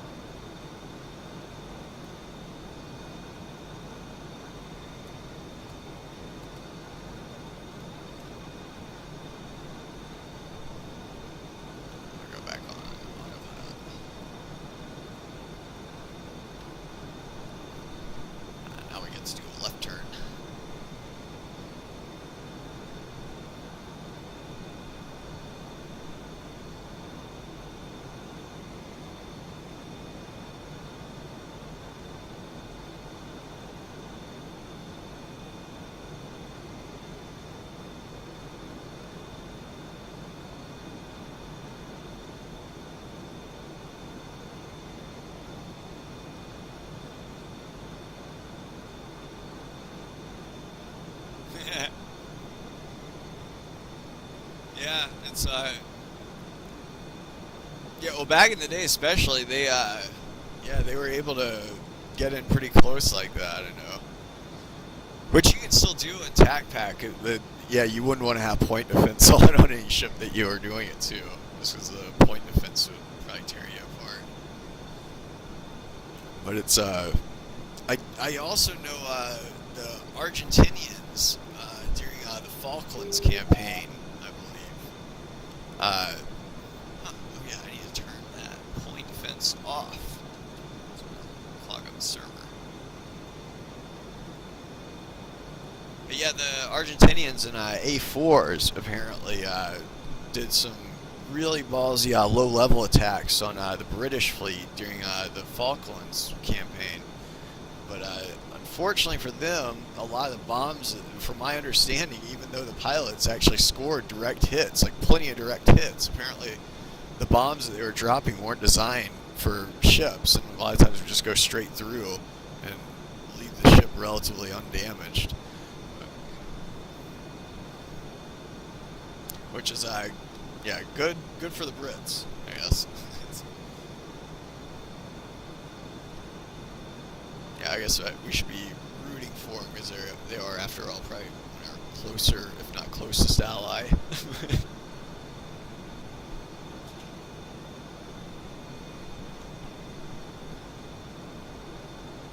Oh, we got a customer.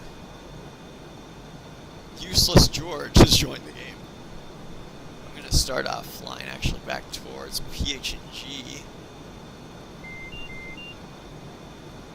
So got plenty of gas. We're 40 miles out, it looks like.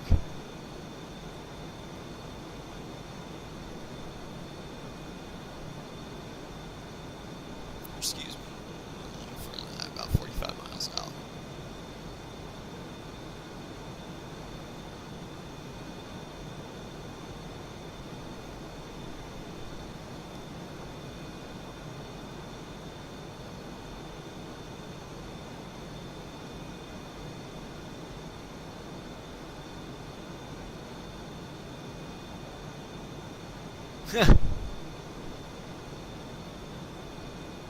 Just that does not surprise me. The military tends to do stuff like that sometimes, or the higher ups. They want to have something get used, so they'll tell everyone else not to kill something just so that they can test out their new toy on the target. Or in this case, I guess give one of their prize pilots something else to put on his resume.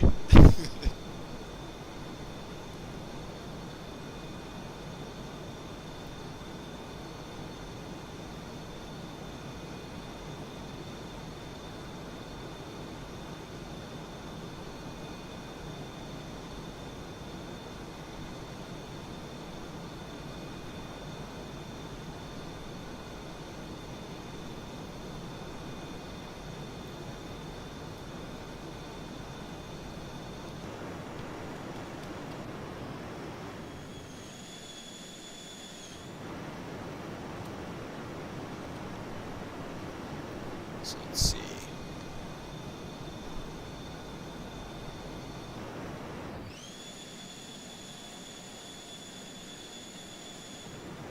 For this far out at sea, actually no, it should still spawn at an airport nearby, I think.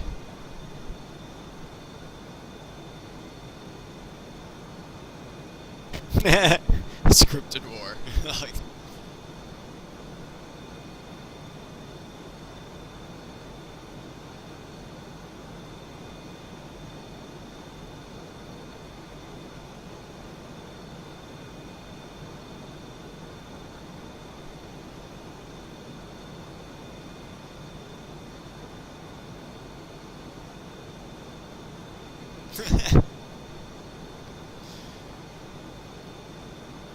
Oh man, that makes me think of recently. Let's see what we got. Useless George left. But, it makes me think of recently that Super Hornet kill. I think, what was it, a Su-23? I believe it got. But I mean, good on the guy and everything. That's got to be badass. But you got to think like how that guy, from his one kill, he's got more air-to-air kills than the entire rest of the Navy combined.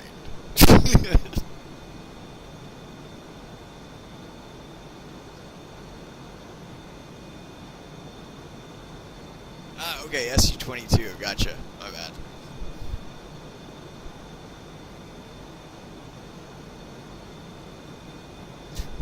Yeah, from what I heard, he shot out 2 missiles at it too. AIM-9X missed, and then he re-engaged with the AIM-120.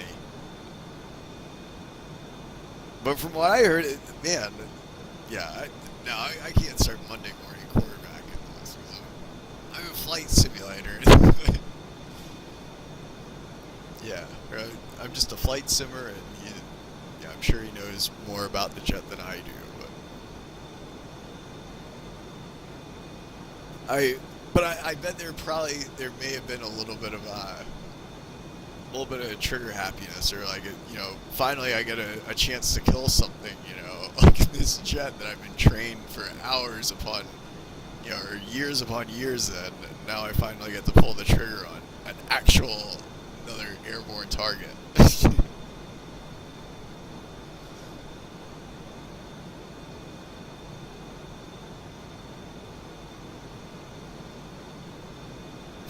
Yeah, he has more air-to-air kills than the entire U.S. military, active U.S. military combined right now, most likely.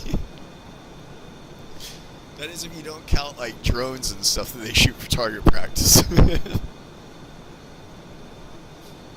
don't know. There might still be like I wonder if that guy who got the MiG-29 over Bosnia in the Air Force, that the F-15 is still in. But yeah, it's very likely that he's the only one that's still active duty, that has a kill to his name.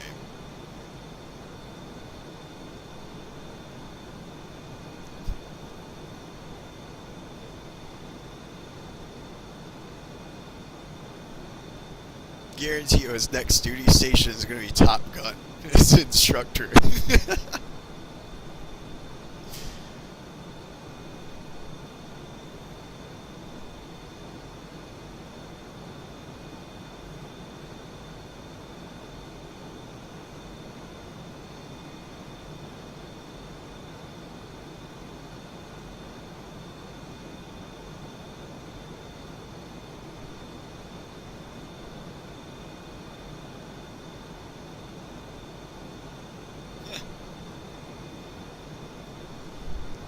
Yeah, I mean, there's that might be something to that. The flares. I know, I'd imagine the AIM-9X has similar technology, because I remember when I was in the Stinger missile was, the newest models had actually 2 seeker heads in the front of them, and one was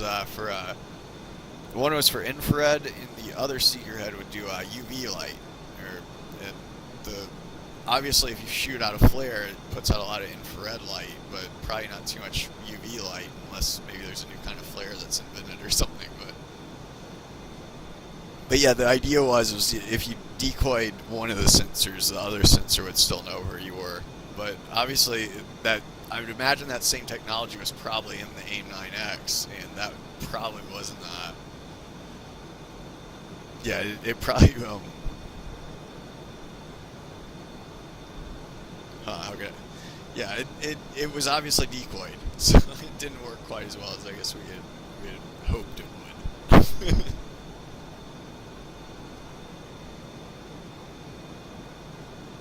Yeah, Sketch Zero. Miramar wants to pick his brain. Because he was the lucky guy on call doing donuts over that, like doing essentially exactly what I'm doing right now, except finally he got like a lucky, like finally someone actually came into his session, and like an actual bandit. So he saw it, pointed his nose at it, and started foxing missiles.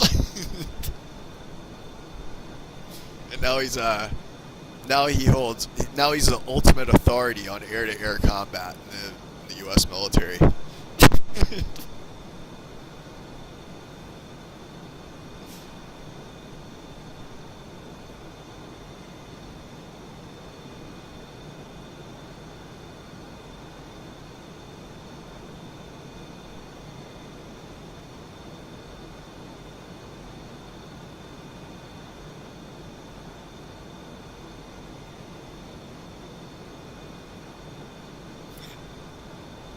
Yeah, I guess the new Top Gun is a Fallon Naval Fighter Weapons School.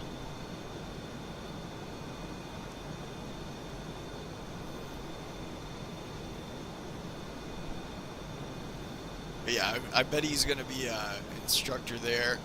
There's a good chance I bet they're going to get him on the Blue Angels too, I bet, just as a public or PR thing. The Blue Angels have done that before, I know, and after World War II. It's a bunch of dudes with some kills under their belts.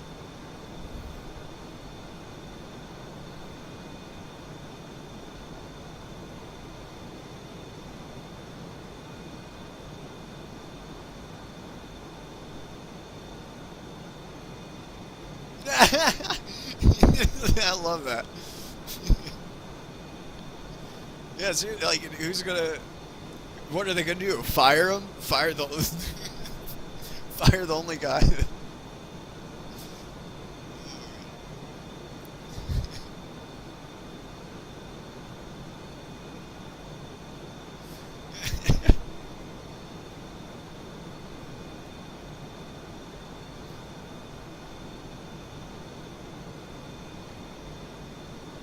Probably what the dude was doing when he got called to engage the Su-22. He was probably busy drawing something in the sky.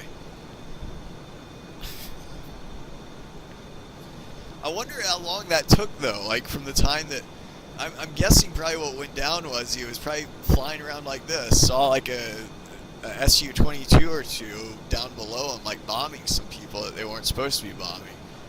Called it in. Somehow that message got all the way across to... I'm wondering how far up it went before they got authorization to shoot, you know? And then how long it took to tell the pilot actually to go ahead and engage.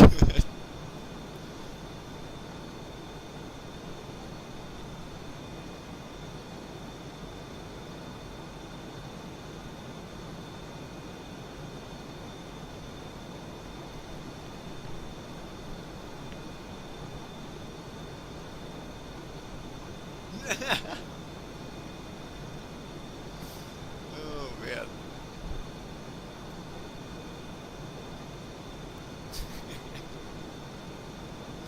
That is oh man, yeah, there was a lot of artwork like that.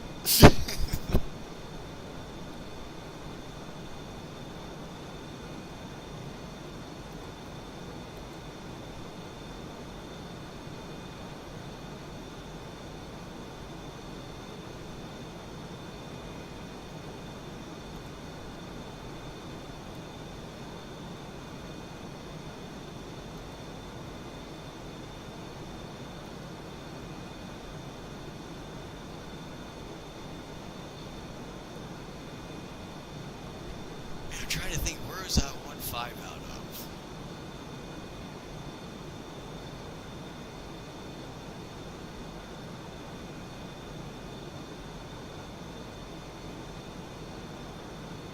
Oh, darn. They weren't out of Hornow, I know. At least not when I was there. But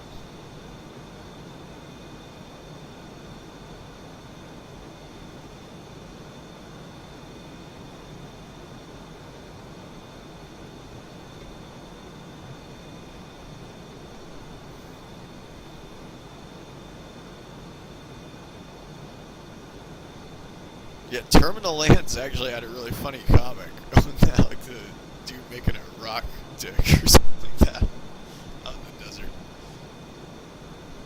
I think he drew it with an F-16 though, if I remember right.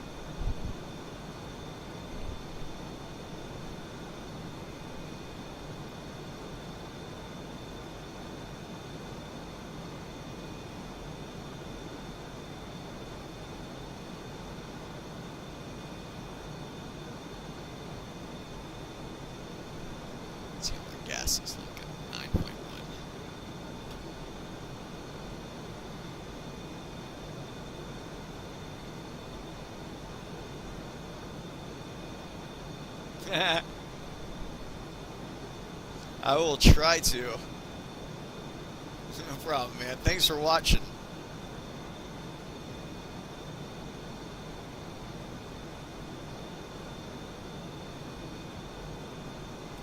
I've already gotten one tonight. I'll try to get another one here in a few minutes.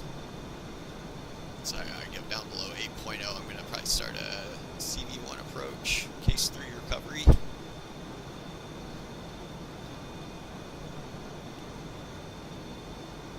we're actually already after the ship. We're right over the airport. So we're just going to fly straight in towards the ship here in a few minutes.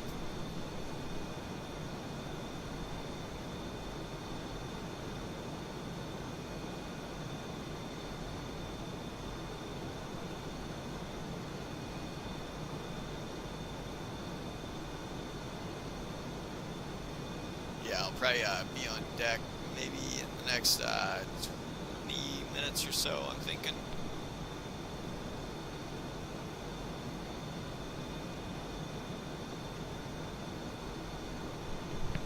Yeah, in the meantime, I'll be right back. I use the head real quick.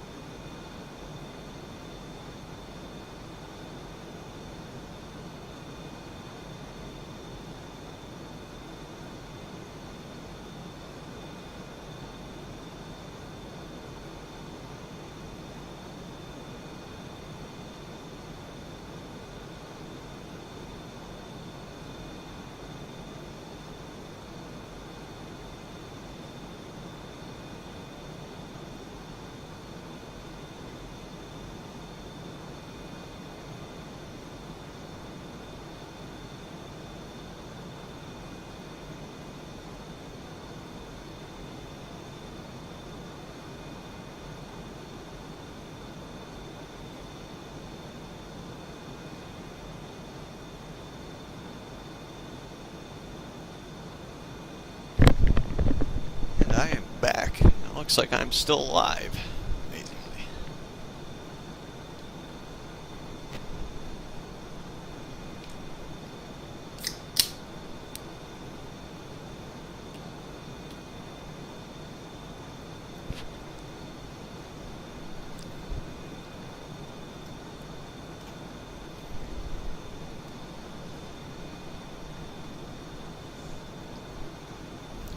Let's see. Should I go ahead and turn on the normal lighting again?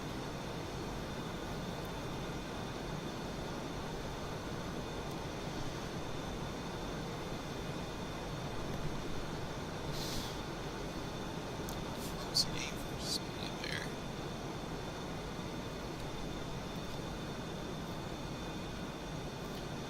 Here in a minute, I'm going to go ahead and start the approach. Go ahead and start descending right now.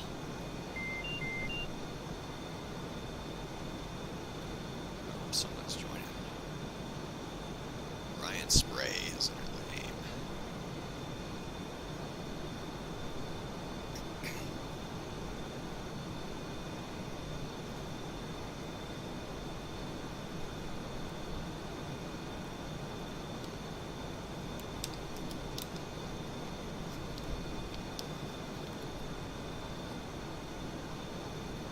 Should I stay over waypoint 1 for right now? We're over Conococheague Bay. See if he spawns in.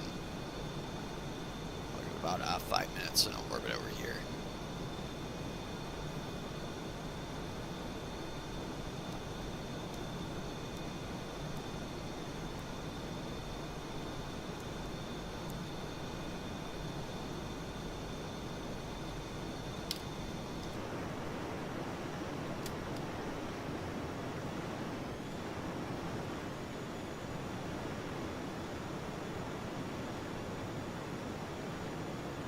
See anything out there yet?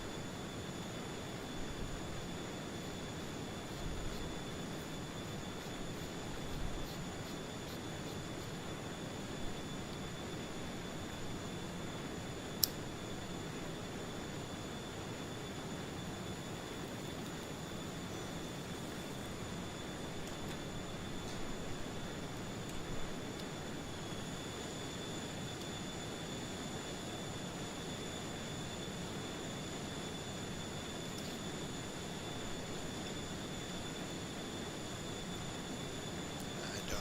Doesn't look like he's going to be coming in.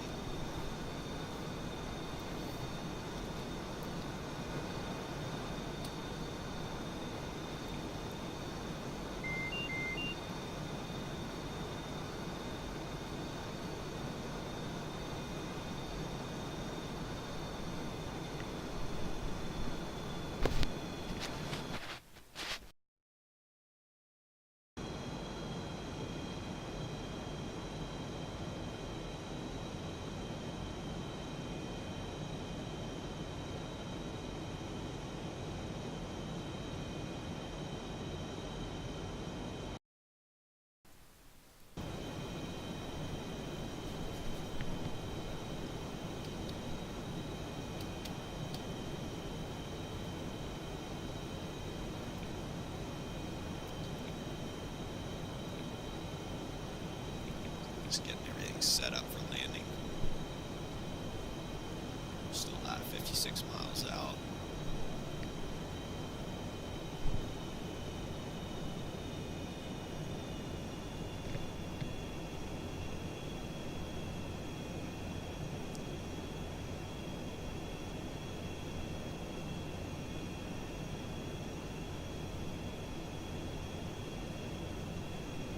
is going to be a CV1 approach, so it's going to be straight in. Obviously, case 3 recovery.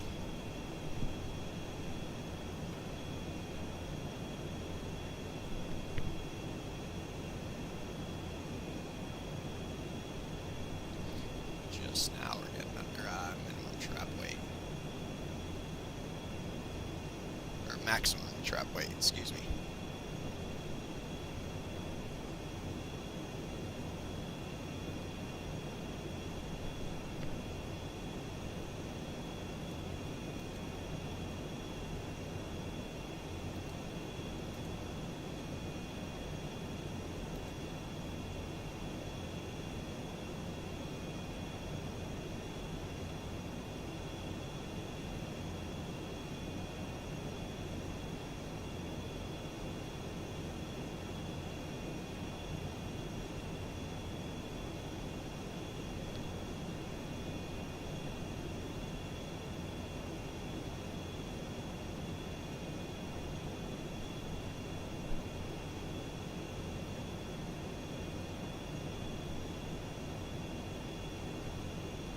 So again, at 20 miles, we'll be dropping the hook and platform 5,000. We'll obviously be descending through the platform, coming up on transition altitude now. There we go. And we'll be holding on to 1200 feet all until we intercept the glide, so about 2.7 miles.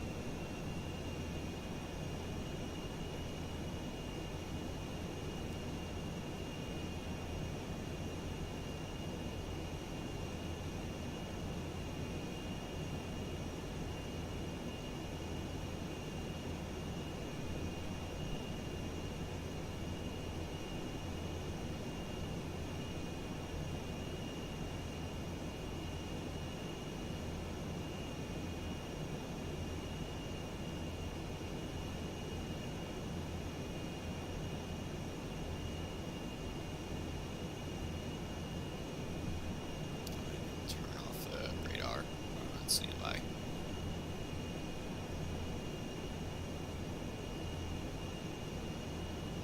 We should already be on expected final bearing.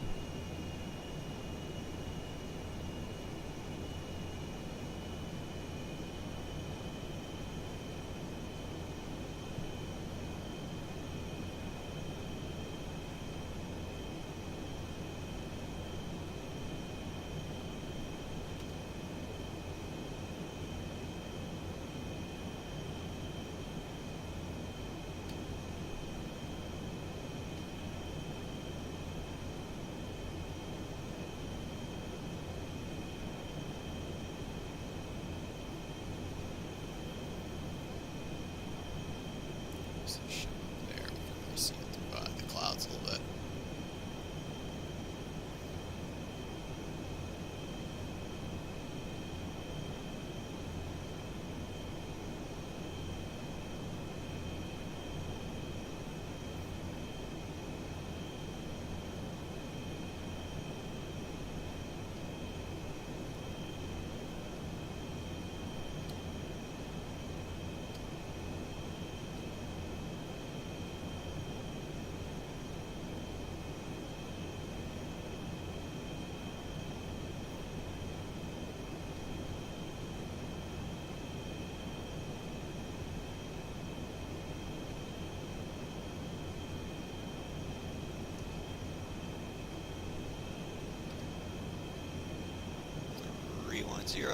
Platform 7.9.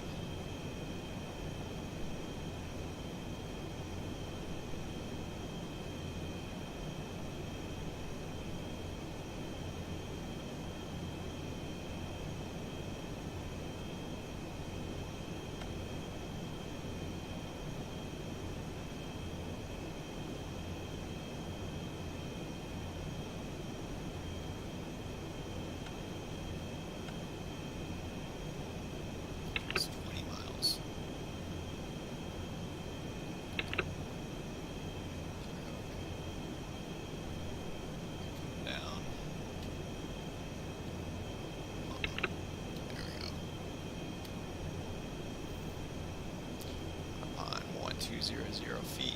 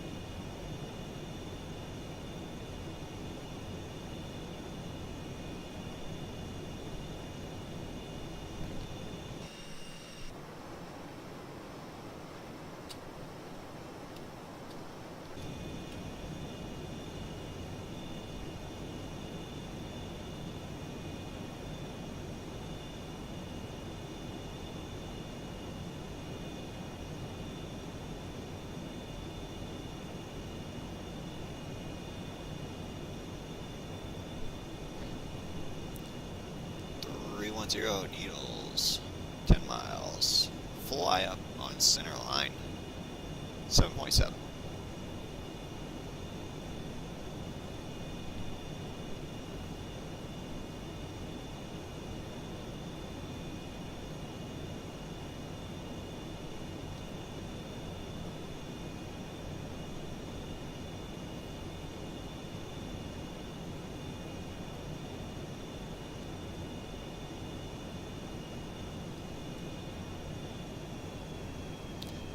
Dirty up about 5 miles. Which I know that's a lot closer than we usually do it in real life, but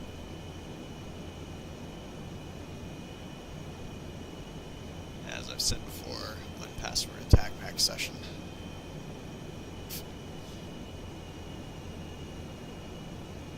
Everything's a lot closer to the ship.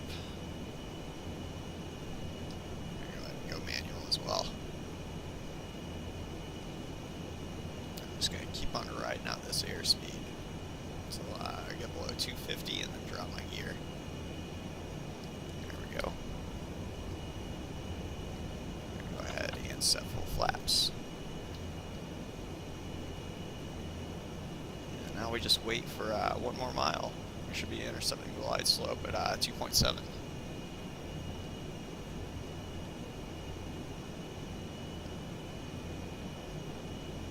Let's just ball line up an AOA from here. There's a glide slope.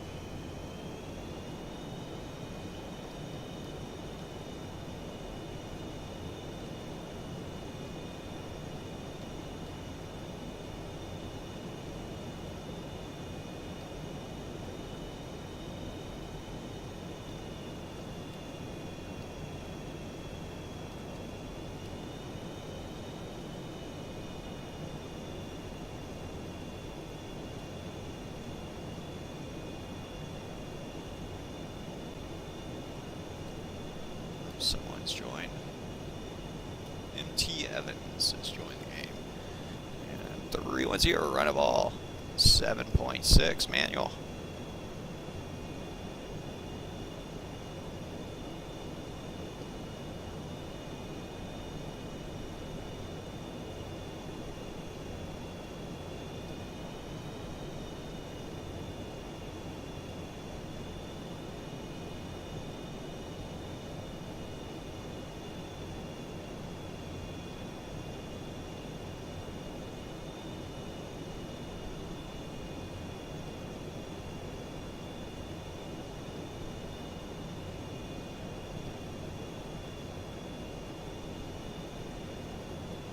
At this point, I'm not even looking at the needles, we're just looking at the ball.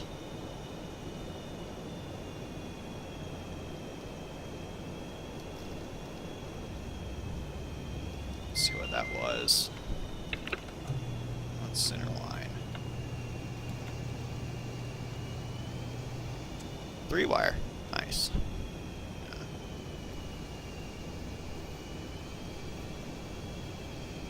That's a green deck.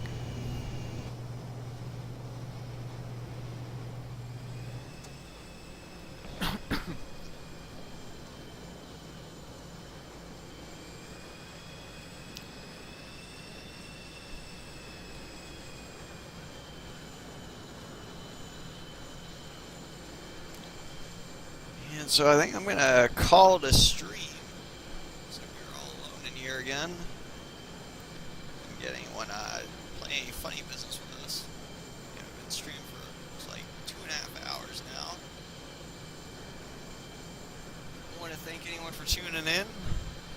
Should be back up tomorrow, and of course, usual stream time Saturday. It's gonna be Saturday 2 o'clock Pacific time. Anyways, till next time, happy flying.